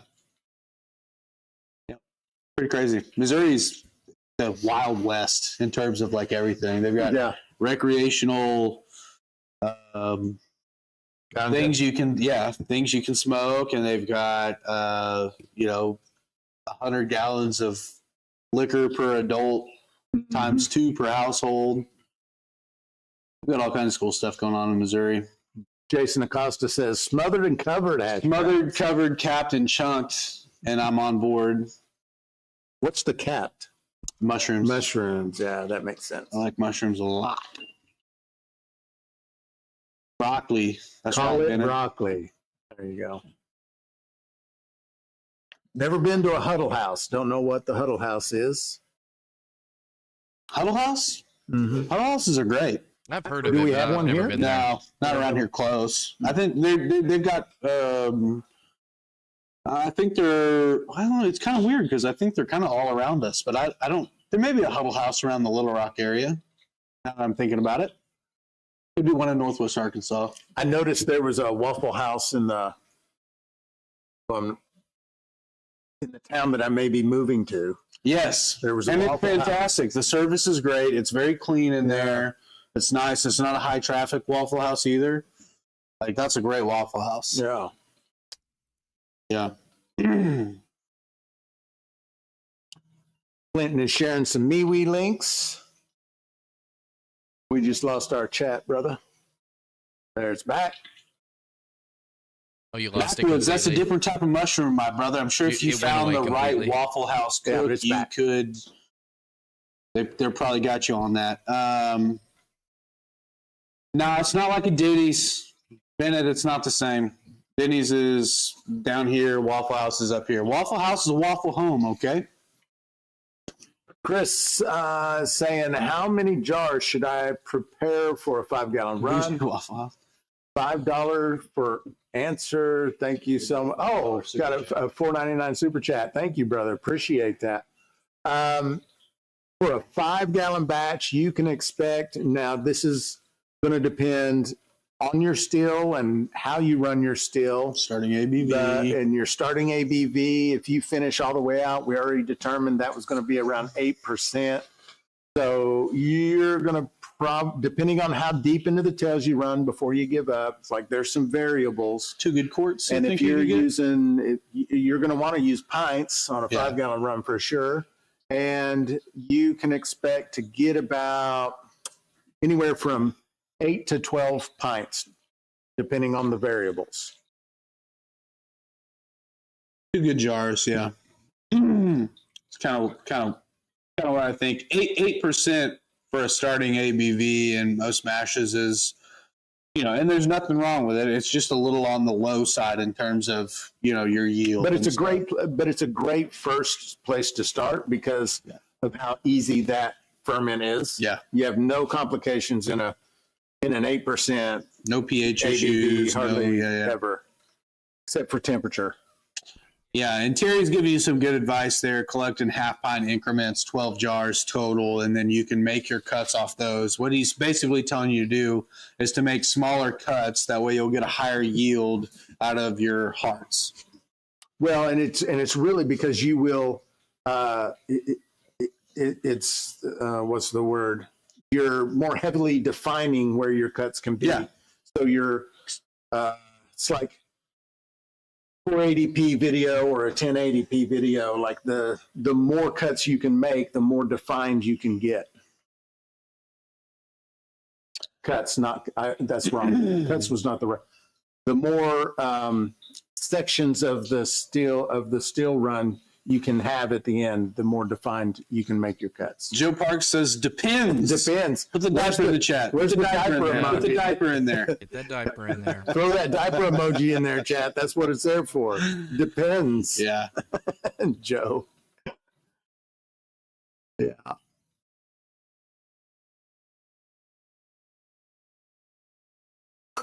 Man, I love that Waffle House yapping we did earlier. It made me, oh man, I'm really hungry for some breakfast. We've now. gotten in the habit of doing breakfast for dinner. I love that. Oh my God. It's one of our favorite things to do. We'll go on a stint every once in a while. We're like over a month period. We'll do it like once a week. Yep. And then we go like 3 months and never do it again. I don't know why. Yep. Yeah, I can eat a breakfast any time of the day. That was like the main few first lunches we were ever eating over here was just like biscuits and gravy with like sausage gravy. Yeah, yeah. Now we're on the bolognas, the dog burgers. But there's still biscuit stuff in there. Maybe tomorrow we do some biscuits and gravy up here. We have sausage? Yeah, I got some more. That's true, Bennett. Bennett says after running a big still, a 5-gallon is harder. It really is. The cuts is the hard part. Yeah. In fact, when people come in here, we don't recommend anyone get a still that's smaller than 5 gallons. Yeah. 5 gallon is like the minimum size you really want to go. It gets so much harder. And the bad thing is too, everybody that's online, they see the air stills and the 1 gallon this and the 2 gallon this, and it's like, they like it and they want it, but it's like you want to. There's a good way to convince them, like, hey, 2-3 gallon. What's do five. Do 5. Yeah. And it's just like they're almost just like they've seen so much content on the 1 and 2 gallon stuff that they're like, no, this. And the price difference on the entry point stills is barely anything between a 3 and a 5 gallon. Nothing. I mean, it doesn't jump very much between a 5 and a 10. I mean, that does seem to be the tipping point for a lot of but the Olympics, like this Whiskey Still Pro, the 5 gallon is $392. Well, it's what we sell it for. You go look at their website. That's around about what they sell it for. And then the 10 gallon, so double the size, is $200 more. Right. And it's just like, I would like to convince everyone starting off to get like at least a 5 gallon. Yeah, and they have a 3 gallon one on their website too, and it's like $300. So you're like $92 more, you get the 5 from the 3. Yeah. Dude, we should try this. Axe and Oak Pikes Peak. Definitely. Oh Let's yeah. give it. I'm excited to try that because they finished it in the. You want to grab us 3 snorters over there? This is was a really cool, unexpected gift from a pretty awesome dude today. Owner of Axe and Oak, opening up a distillery just a couple of blocks from us. And they have a big distillery in Colorado where they're producing all of this stuff out of, and he's just opening up a different location over here, and we're excited they're about to be our neighbors, honestly. And it was crazy. I walked in there today, and the equipment that they use. Also, you know how they heat their pots? Steam? Yeah. Did he tell you that already? No, but that's typical for commercial distillers. Okay. So he was showing me that setup and like the giant mixers on top of all the pots and man, it was just so cool. He had big columns for reflux. He wouldn't call them a deflagmator or anything like that. Right. But they had like 20 sight glasses in them, big 4-inch sight glasses, and they're 15 foot tall. Oh, it's crazy! Like this, the equipment is just. Oh wow! Windsong says, "I hop in beer. Why not?" I mean, I don't know how many times I've been in a Waffle House at 3 o'clock in the morning. A little spillage there. Sorry about that. Yeah. Several times. Yeah. Zach was probably there with me a few times. I love I'm no stranger to a Waffle House. I'll tell you that right now, brother.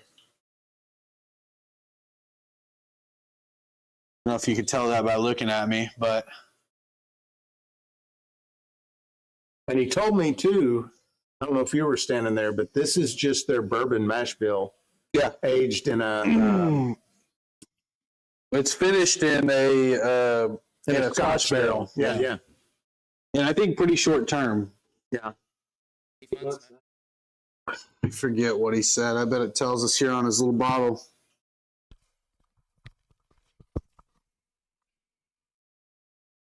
Yeah, you can certainly. There's just a touch of the peat in there. I was smelling on the front end. Yeah. Dude, are we messing up by drinking this? What? So this is their like very small batch stuff. Shouldn't have opened it. Well, it's batch 1, bottle 42 of 250. Oh man, Batch number 1. We screwed up. That's all right. It's open now. We should not have opened this. I didn't even realize. Time to beat 7 minutes and 57 seconds. What's that mean? I have no clue. We'll have to ask him about that.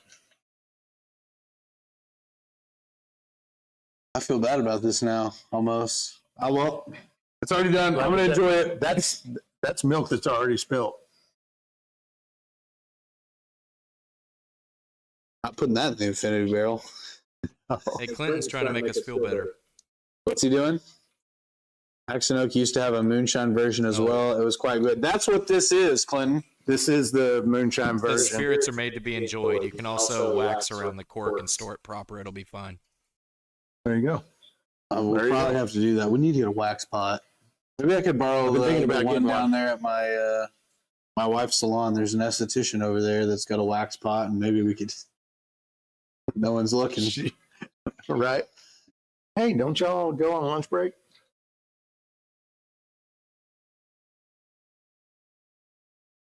That is pretty good. Ooh, It is not bad. ooh.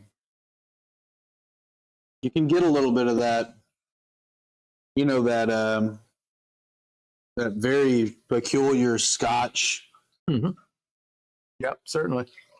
It's like there's a sweetness almost in the way that it kind of ends out.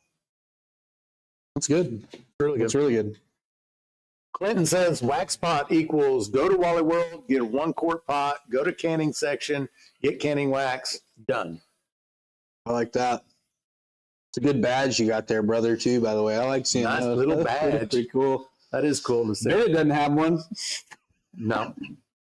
Yeah, those badges, there's like different colors, and it just denotes how long you've been a member. So like, I think there's a That's badge. the only color available right now, huh? No, I think there's one at 1 month, there's one at 2 months, there's one at 6 months, and then there's one at 12 months. Different colors for each That's one. the only badge they're going to be able to have right now because we just rolled them out tonight. Yeah, nobody will have anything but that badge right now. Yeah. Still learning this stuff. It's good for me to talk it out. I had Angel's Envy for the first time the other night. Have you had that? Yeah. Boy, You like it? yeah. Yeah.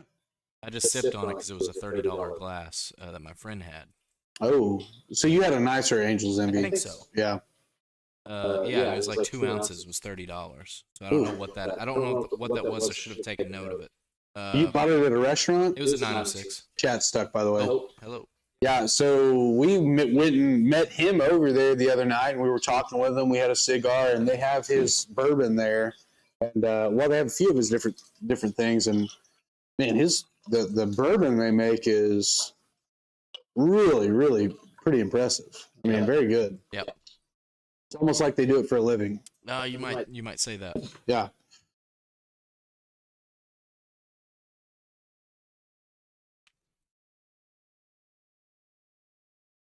Jason, appreciate that jar check.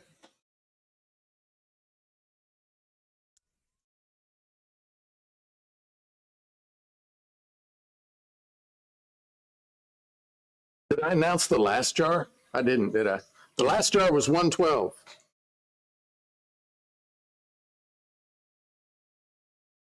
Calling it 3. Last number. 7.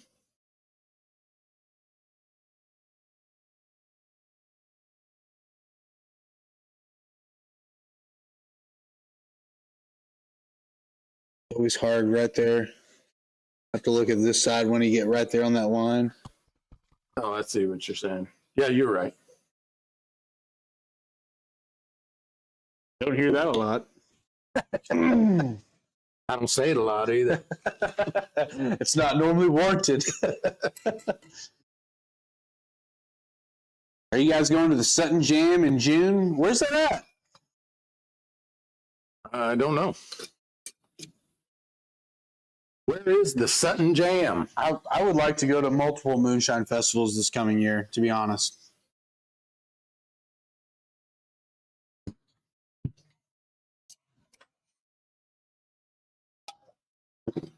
And I will if we can swing it. Used to be in Newport, Tennessee. I figured it was probably pretty close to his old stomping grounds, but Jar number 5. I saw a video the other day. We were looking around at different. I think it was from Maggie Valley where Popcorn's son was there, and that guy just seems like a funny little dude, you know, like Right. Had that same laugh, you know. Yeah. The one in Fairview. Oh.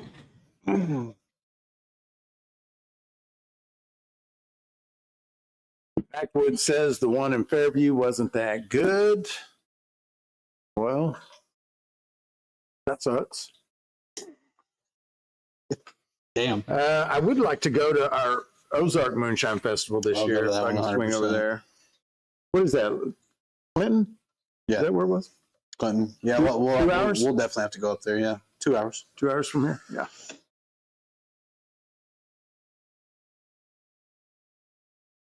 We need to. What kind of liquor would you call that sugar water stuff? So I call it a sugar mash because you're adding sugar and you're using grain to steep for flavor. And at that point, you just call it, I mean, it is technically a whiskey. See that? It's already scrolled past. Okay, It was right at the top. Yeah, I'd like to go to 2 or 3 this year. There's one that's decently close to us, and there's another one. There's supposed to be another big one down there in Louisiana, and I'd like to go to it. I think it's around the. That one, like, it's also a hot rod show too. Is that the one am I thinking of the right one? No, this one going down in Louisiana this year. It's the first year they've ever done it. They're not going to be a big show. It's going to be a little bit smaller, but I think it's just like right down there across the line in Louisiana. So probably another 3 hour, 4 hour. I'd like to go down there and just look around. And Richard says there's one in Missouri. yeah, there's one in Missouri. There's one right across the line in Louisiana. There's one in Clinton, just a couple hours north of us. I'm not aware of any in Oklahoma, and then you start going over that way, and there's like a lot of those other ones that are kind of more like a car show where there's moonshine type stuff, and but some of those they don't have stills at. I don't know what the laws are around that kind of a thing over where they're at, but dextrose is not a sugar wash. I don't believe you. Dextrose is not a sugar wash. Who said yeah. I mean, I kind of agree. Like, dextrose is made from corn, so why wouldn't you say it's grain based? Because there's none of the corn left in it anymore. It's just the sugar content. I mean, I don't know. Hey, I'm just talking out loud here. I don't know. I mean, I classify things in this way, and there's like many debates about these classifications. Yeah. There's a sugar wash. Yeah. That's sugar and water. Yeah. And then sugar mash. Yeah. And that's sugar with grain. And then all grain mash, where you're converting starches in grain. Yeah. Not adding sugar. Yeah. That's my own classifications that I use. Yeah. And, well, and also at a certain point, like, doesn't matter. Yeah. Exactly. Call it cat shit for all I care. You know, like, call it whatever you want. It is what it is. I mean, it's as long as you can know, like, oh, well, this one's dextrose and this one's, granulated sugar. I mean, yeah. I mean, I made a bourbon out of sweet potato. Still called it a bourbon. Yeah. It is not a bourbon. it is not. How'd that turn out? Awesome. Really? Yeah. You still got any of it? No. Man. There's not a lot of difference in dextrose and sucrose. Dextrose, sucrose, fructose, fructose, glucose. Glucose and dextrose are kind of Glucose, dextrose are somewhat a little bit, but basically the same thing. Fructose, more on the wine side of things, fruit-based sugars. This is kind of yapping. I really get into. Yeah. Exactly, Bennett. Moonshine. Call it what you want and be happy to call it that. That's how I feel about it. Yeah. Weld inspector's in the house. What's up? I find it. Christy Palmer said, "How about this? Where do you buy dextrose in the grocery store? I find it near the something with sugar." Just saying. Yeah, I've only ever seen dextrose in the grocery store in like a container about this big. Really? And so like, and it's expensive to begin with. And if you're going to buy it in that tiny quality, it's going to get really expensive if you're trying to make some shine. Yeah. Chris 7812. This might sound like a super rookie question, but I really don't know. Do different grains dictate whether or not it is a, say, vodka, rum, or whiskey. No. If it's a grain, it's a whiskey. Vodka is determined by the fact that it is a neutral spirit and can be made with just about anything, but it's distilled at 190 proof. And that's what makes it a vodka. A rum is something that is made with any cane sugar derivative. So those are the classifications for the three that you just listed. But as far as grains, anytime you're using a grain, it's a whiskey. Now you can mix grains with fruit. There's not a classification for that, but colloquially we call that a mountain brandy. If you're mixing fruit and grain. Well, Inspector, what's up, brother? Richard likes using cane sugar. Can't say he's a blame him. I use regular old table sugar for a lot of stuff. Comes out fine. I mean, I do like all grain stuff better, but yeah. And it could be too, like all the content on my channel is aimed at beginners, and for beginners, table sugar just makes everything easy. Yeah. Yep.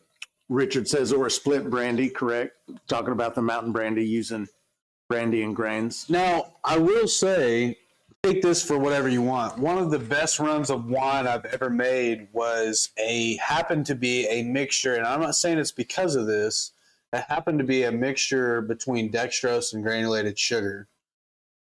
Combination. I remember that one. Maybe it was going to be that way if I just only used granulated sugar. I don't know. I'd like to think in some aspects that like dextrose is so much finer, it's more like a powder. And so maybe the way that it breaks down possibly a little faster or more evenly, I don't know. It is different. I mean, the shape of it is different. And surely it breaks down a little different. And but I will say a blend of granulated sugar and dextrose was like actually a pretty thick little, it worked out well. Yeah, it was really good. I'd have to make multiple runs to figure out whether or not that was really a difference maker. Maybe it was going to be good no matter what kind of sugar I used. I don't know.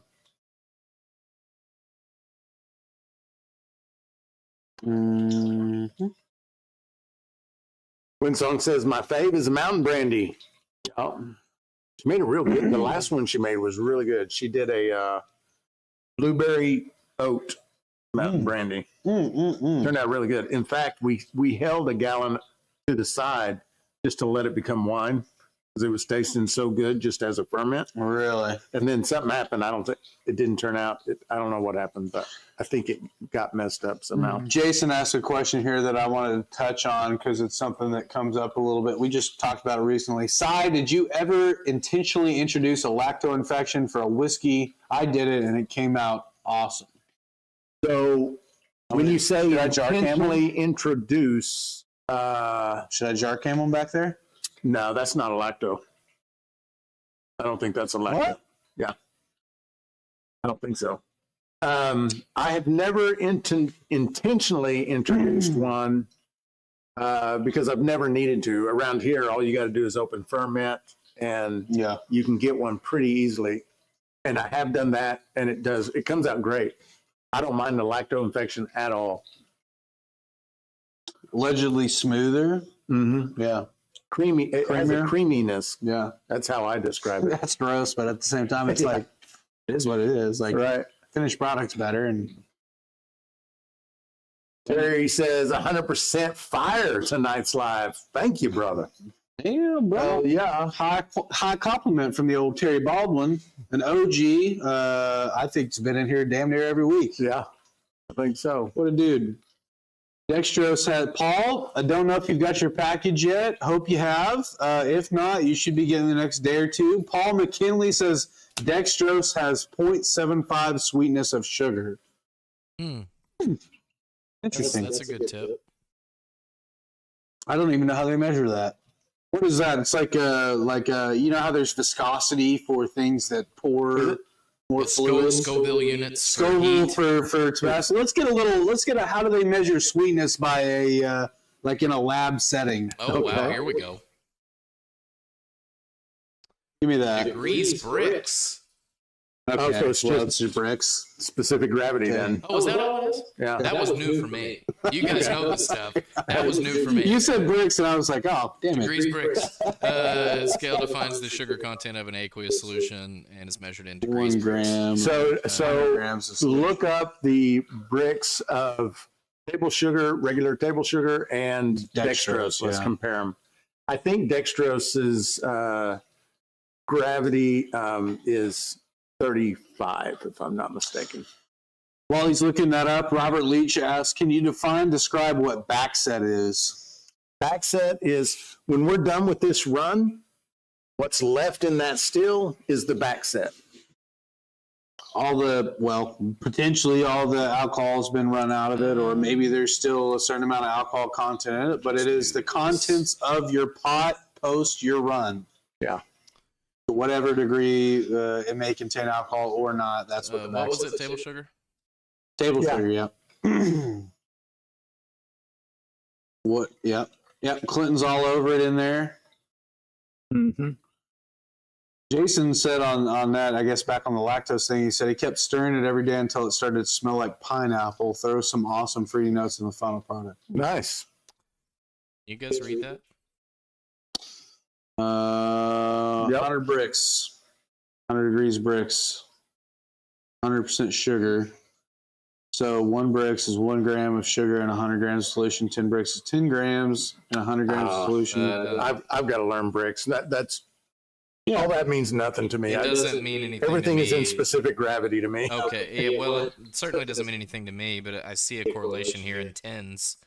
That's it. I can't say anything else. Well, and you can specifically by weight back sweeten, or not, sorry, use the wrong word there. You can specifically by weight know exactly how many pounds, ounces, grams of sugar to add to a fermentation to achieve a certain amount of outcome if you are in a situation where you've got to, on the back end, calculate your sugar content. Like, so if something happens and you lost your gravity or you didn't get it, and you know what you've added in there at certain points, you know, you use bricks to kind of work back that way. So it is a useful tool.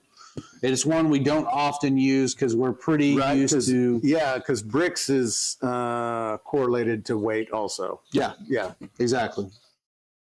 And so if you're not going by volume, your volume is a factor because you've got to know that. But it can get pretty in depth there.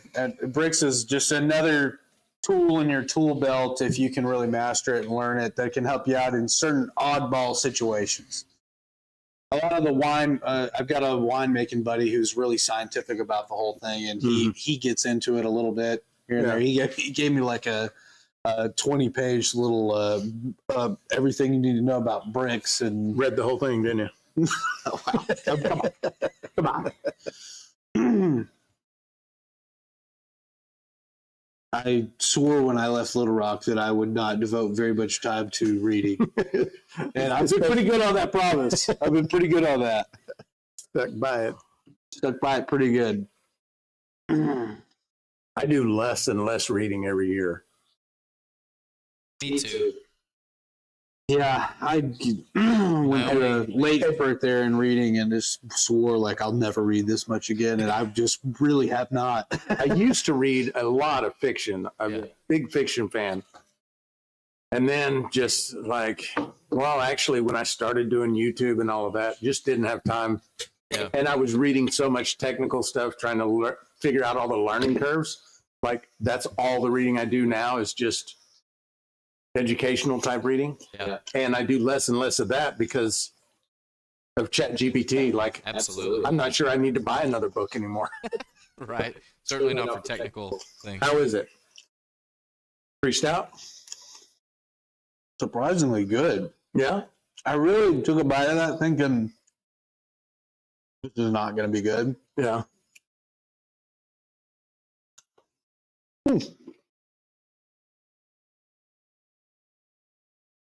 There's alcohol in it, though, for sure.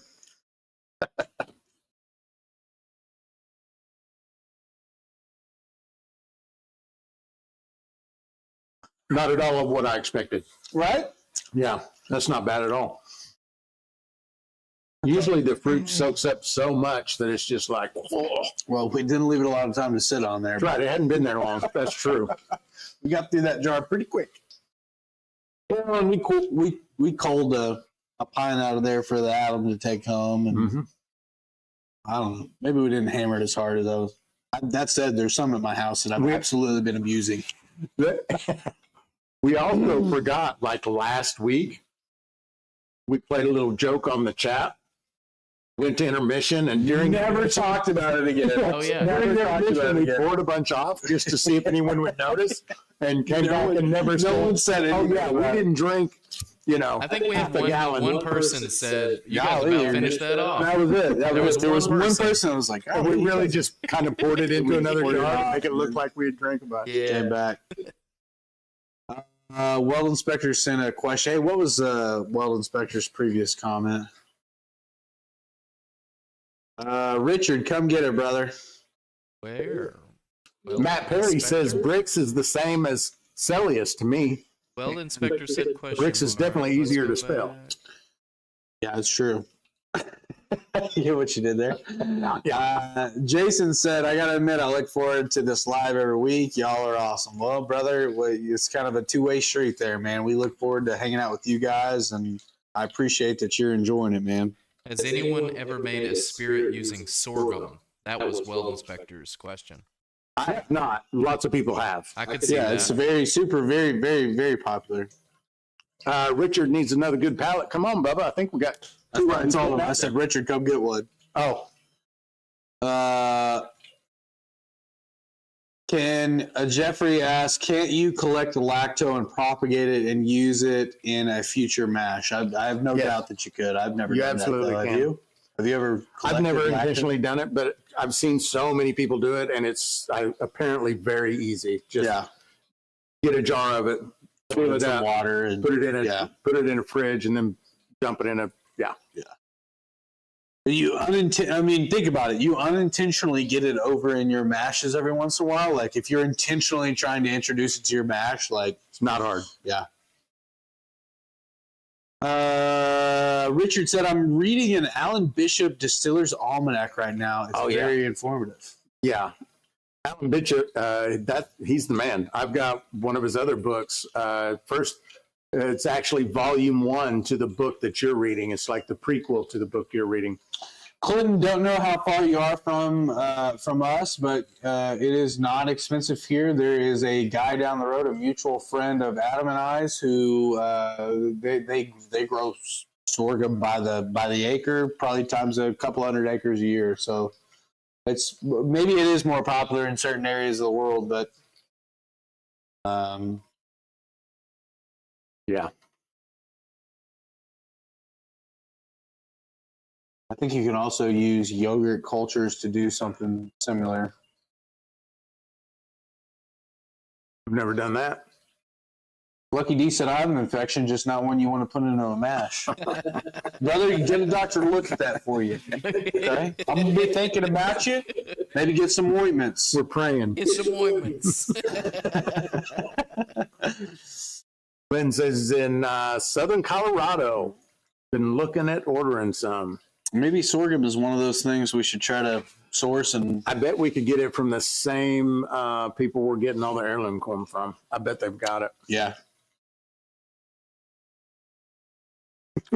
Bennett says, see, I didn't say it. Yeah, thanks for hanging back and letting someone else take one of those, brother. Joe DeMario said, all malted grain has lacto on it. We use it to sour beers intentionally, especially for the barrel-aged sours. Oh, that's interesting. Nice. Pretty cool. Sorghum is interesting because sorghum is the squeezins and milo is the grain of the same plant. I didn't know that. Milo is the grain of the same plant. Well, there definitely is just Milo, though. Yeah. I mean, it's, well, maybe I have, when I've seen seeded out like Milo plants, maybe that is just all sorghum is. I don't know. We planted, there's a place about 45 minutes of here where the Game and Fish, they go in and plant it, and they do it with a lot of Milo. I never heard any of them call it sorghum, but Fester All Day says Milo and sorghum are just different common names. Milo is a type of sorghum. Okay, I'm with you. It's like the Piment, Melomel, Mead, Sizer type classification. Sorghum is a coarse separate. Sorghum is also called Milo. It is a major feed grain for quail. Love it. Oh wow! If y'all didn't know that. Oh wow! Lots of sorghum information. Boy, they got everything you ever needed to know about sorghum. Sorghum reading. Yeah, quail love it. Game birds love it. Cattle love it, apparently. Oh, well, that's why the guy down the road is growing so much sorghum. He's got a feed lot. Oh, they love it. Yeah, they eat they I remember when we, as a kid, we'd go up pheasant hunting in Kansas, and it was Milo fields. So all over the place. What's beef prices doing these days? Got them? Beef prices. Are you good? I thought you would just know off the I don't top. know. You know, I don't okay, know. okay, I haven't okay. talked to Dad in a couple days, so I don't know where we're at. I don't know. We haven't talked cows in a week or two. Yeah. Talk a little cattle. Yeah. Talk a little cattle with them. Get back with us next week. Yeah. We'll have a cattle segment. Cattle report. Yeah, cattle report. This week's cattle prices. Oh, jeez. Beef freighter out of Turkey crashed into the Persian Gulf. Prices went up. Daniel says they're hiring giraffe nuts. Hiring giraffe nuts right now. Yeah, no, here we go. Yeah, they'll get us sorted out. Yeah. Millet. Yeah. Millet, Milo.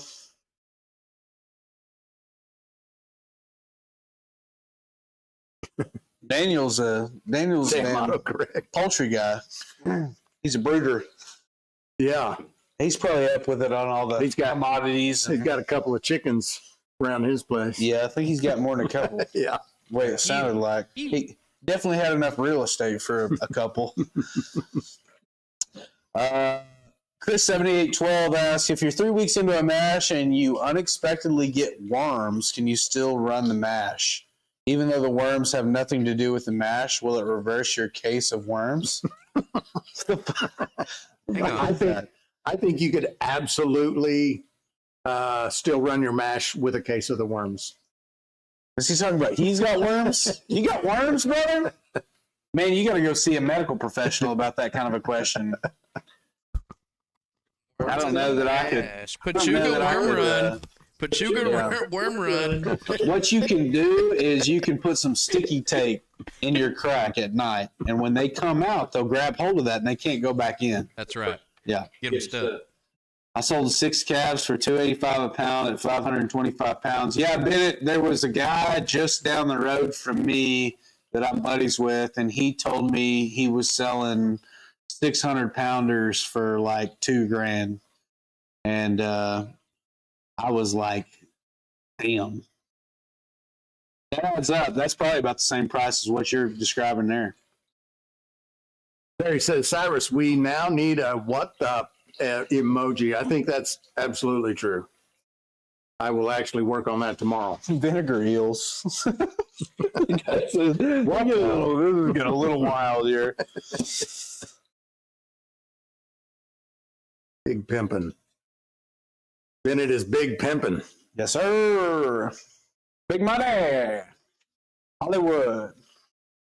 It is 7:16, and our Adam needs to bounce a little early tonight. He's got big things going on. Big education stuff happening tomorrow, and so I think when this jar behind us is ready to pull off, we'll call it after that.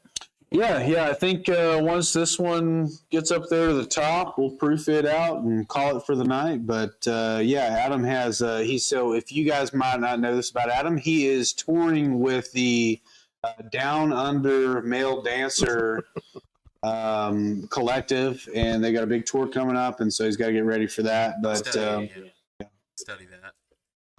Study the routine. I mean, you got like an organic chemistry. honestly, he's an understudy right now. Yeah. He's working on. He's coming up. Yeah. I'll be studying the differences in fructose and dextrose.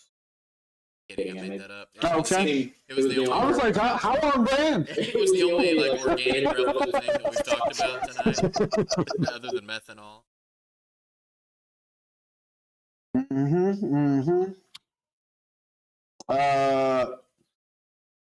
Ben, it's a French model. If you didn't know it, If I had to guess what kind of model he was, I would have guessed French. Yeah. It's pretty obvious when you look Yeah. at him. Winsong says, male dancers, good medicine. Just get a little stirred up. Yeah. You can keep your guard up when you walk through the door tonight going home. Hey, back off me, woman. Where'd you get all those ones? Let me get my shoes off first, at least. Jesus. Oh. A giraffe walks into a bar and says, the eyeball on me.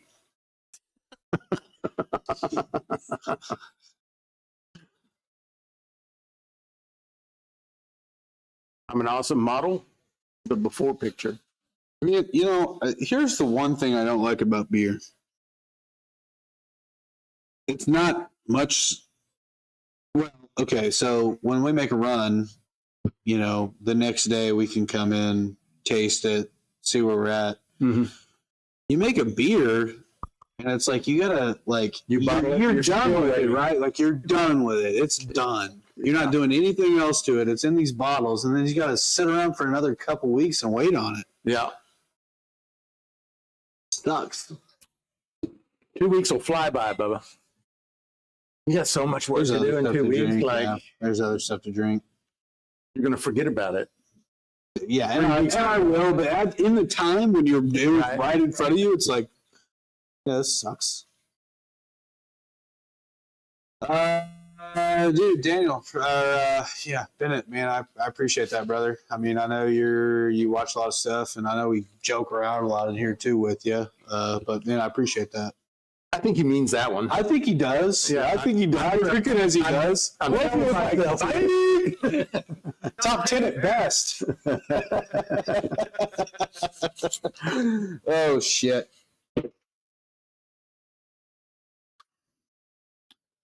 Oh,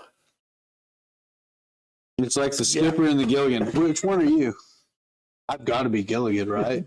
I mean, I know that's not the one that you would pick, but you got to get you a Gilligan hat. I mean, I don't think he is. What was the girl on there? You're complaining about 2 weeks for beer. I just had a rye whiskey turn 4 years. I don't know. That's what's the thing about the Infinity Barrel that I kind of look forward to is you add to it and add to it and add to it for like years. Right. Well, I don't know. Months possibly. Years. How many gallons is that? 53. 53 gallons. 53.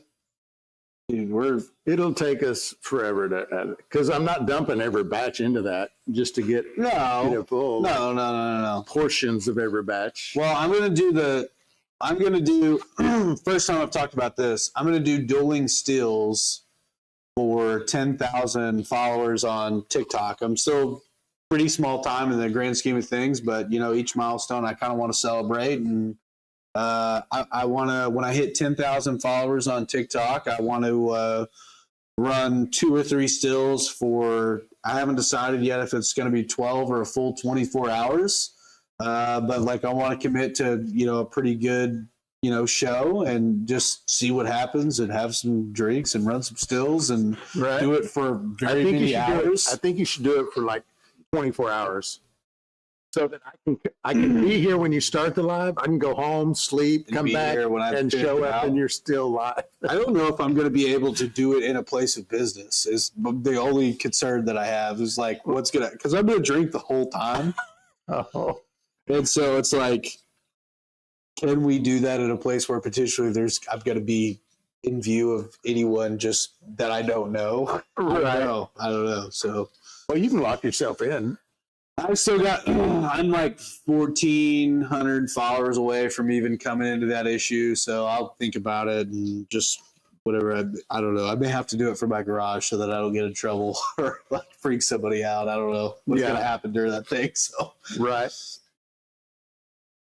Yeah, Richard, this is the Infinity Barrel is just going to be a portion of all our runs, no matter what they are.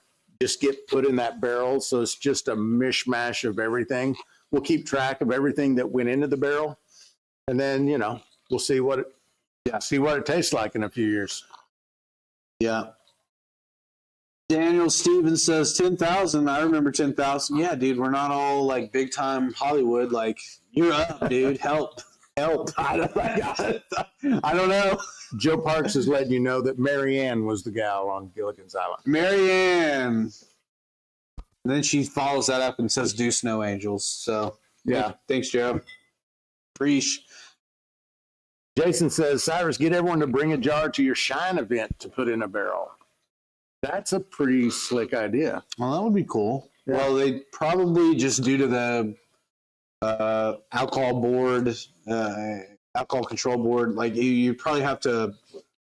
We have to think about that in terms of how we do it. We could probably be a situation where we get able ahead to do of it. time. We would be able to do it, but we'd have to do it sideways because, We'd have to work out a system, or maybe like a deposit up at the front where you come in and you deposit it, and then we just bring it in here. I don't know. Like there will be, we had to get a license for this event, so. Well, and maybe we could drop it off outside the event up there, and then give them something that lets us know when they come in here, like, hey, I dropped something off at the front, and then they can sign the barrel. And Yeah, that's a pretty good idea, right? that would be cool. That would be cool. Everybody who brings something signs. I don't the know. barrel. Do we trust everyone? Like, basically, we have 500 strangers that are going to be dumping stuff in our barrel? Whatever. Maybe we open them and give them a little. There is some amount of risk there. Yeah, there's not. The risk isn't zero. I'll tell you that. Yeah.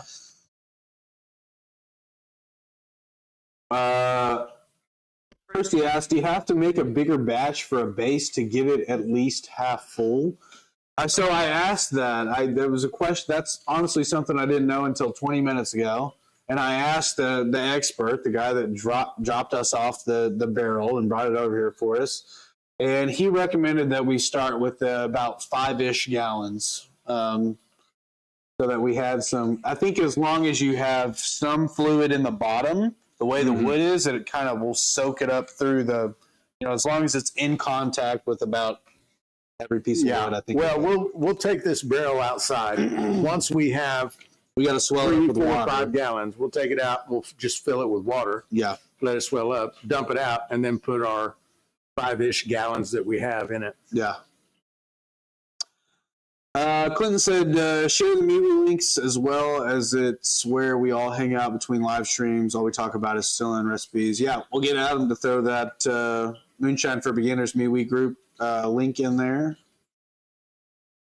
Also, looking at Winsong's comment, maybe we've missed some questions by Robert Leach. Let's see.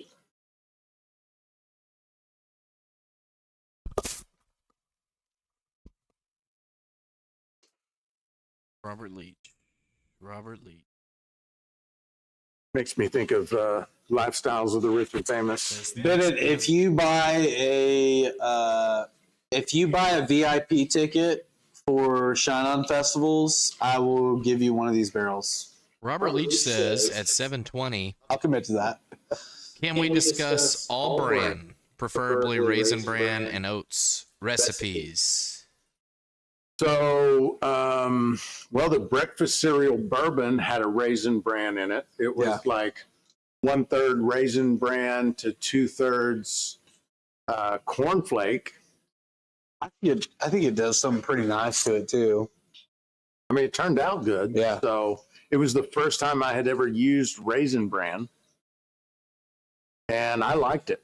And I think every recipe I've ever put oats in, I liked. So I like oats. Yeah.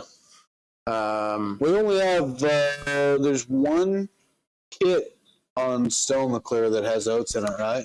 Yeah, the Beginner Bourbon. It's actually this one right here that we're running. Yeah. Yeah, it has oats in it. Yeah. Colton Sharp asks, do you clear your mash and let it settle a day or two before you run it, or do you transfer it from the fermenter straight into the pot and run it? So depends on. Depends. Anyone's got a diaper? Anyone got a diaper? It depends. Like if I'm doing, like for example, we got a 50-gallon one. We'll siphon right off the top after it clears up and never even get into the grain. It'll be If 8, we're 9, doing- 10 inches of grain in the bottom of it. Yeah, and if we're doing like a 7-gallon batch, and we'll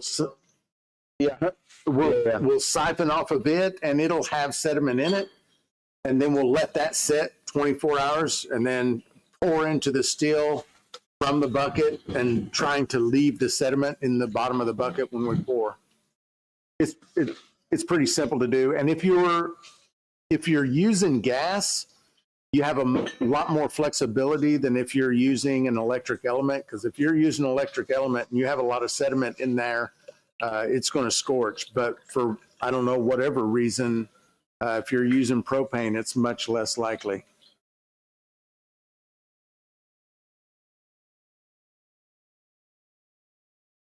Robert, I think oats adds a sort of, I don't know how to describe it, maybe a butteriness, creaminess to it that I like. Oh, Clinton just said it gives a creamy mouthfeel to it. Yeah.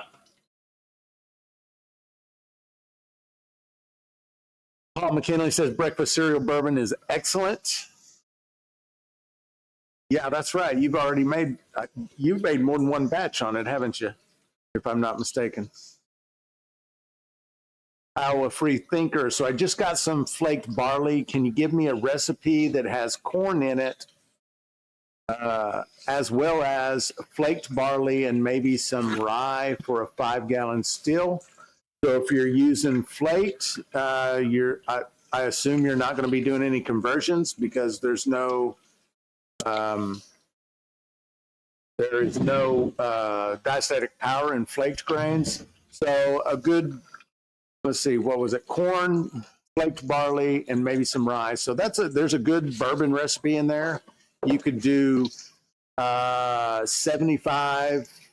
You could do, let's do this: 60% corn, 30% flaked barley, and 10% rye. That's a nice little bourbon recipe right there. Let's see. Jeffrey says shiners don't let alcohol boards get in the way. So not as tailsy as I would have assumed on the last jar. That's potentially a keeper. Potentially a back set. No, I don't know that's a keeper, but it's a. I think it's, and I could be wrong, but may still be plenty of alcohol left in that. Then it says glycerin gives mouthfeel too. This is over. I've never used it. I don't know. The Park says oats are awesome. It was gonna fall off Colton after that says, one. thanks, you're welcome. 100 on the damn dot. 100 on the dot for the last jar. No Sorry about guessing. that, guys. Sorry. No guessing. Jason got 100. I don't know. Nailed it right off the bat. Sorry about that. I forgot we were still kind of guessing around. Yes, Fester All Day says your view of the comments is on our screens. So my comments are overlaying and making it hard to read. So they're seeing our I don't know. What do you I'm mean hearing by it. that, Fester, all day? What do you mean by that, brother? What do you mean by that? I think I'm also hearing an echo from You're over here. there. It's that I've got mic this set over cranked there. way up. Yep. Your view of the comments is on our screen. Number That is 6. true. So my comments are overlaying. You I know, can I see wonder if it's because their comments are on the right side of the screen. Daniel Stevens just Maybe removed we your have to move that comment. to the left. What did he say? He just removed his comment. He just Bennett said something. I guess it was a little out of pocket. He said something probably like put 200 proof in the pot and just redistill it or something like that. Sounds like. Okay, so Fester, so on the YouTube then, are you seeing When I turn my comments on, it covers yours. it's like one is overlaying the other, so like YouTube's comments are overlaying our comments? Oh, yeah. Just close out of the. Well, I didn't think about I mean, that. unless you're going to type something, you can just read the comments on the screen. Yeah. It's kind of the idea with them is so that everyone across all platforms can read the same set of comments. YouTube, and they're TikTok, on the Facebook, screen. they all get a view So of what unless you're everyone's going saying. to type something, I would just swipe them away. And that way you can keep up with the chat, and then you can type in whenever you want to. Say anything.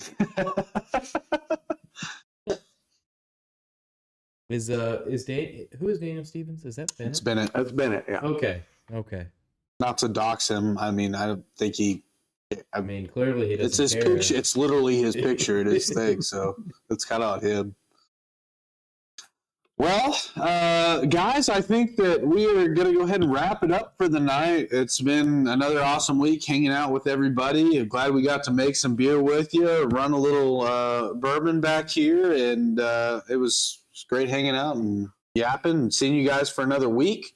Let us know in the comments over on his channel and my channel. What do you guys want to see us run next week? Do you want to see us do something a little different? Maybe not even distilling. Just comment and let us know what should we be doing for next week. And if you are now a channel member, either through signing up or being gifted a channel membership, check out the community tab on YouTube. I've already put a couple of posts up there. There's a poll there. And I did a shorts video this morning for members only. I'm going to try to do a short video every morning, unless I forget about it. But I'm going to try and do a short video every morning, just kind of a behind the scenes. Sometimes it'll just be me. Sometimes it'll be both of us. And I'm going to start trying to do some extra content for those of you that are at the bootlegger level. Yeah. So kind of crazy. First week we rolled that out. Appreciate everyone kind of gifting those to people, and that's thanks for the I'm still learning about it. Yeah, I appreciate that, and we will be back with you guys next week. See you on the next one. Later, guys.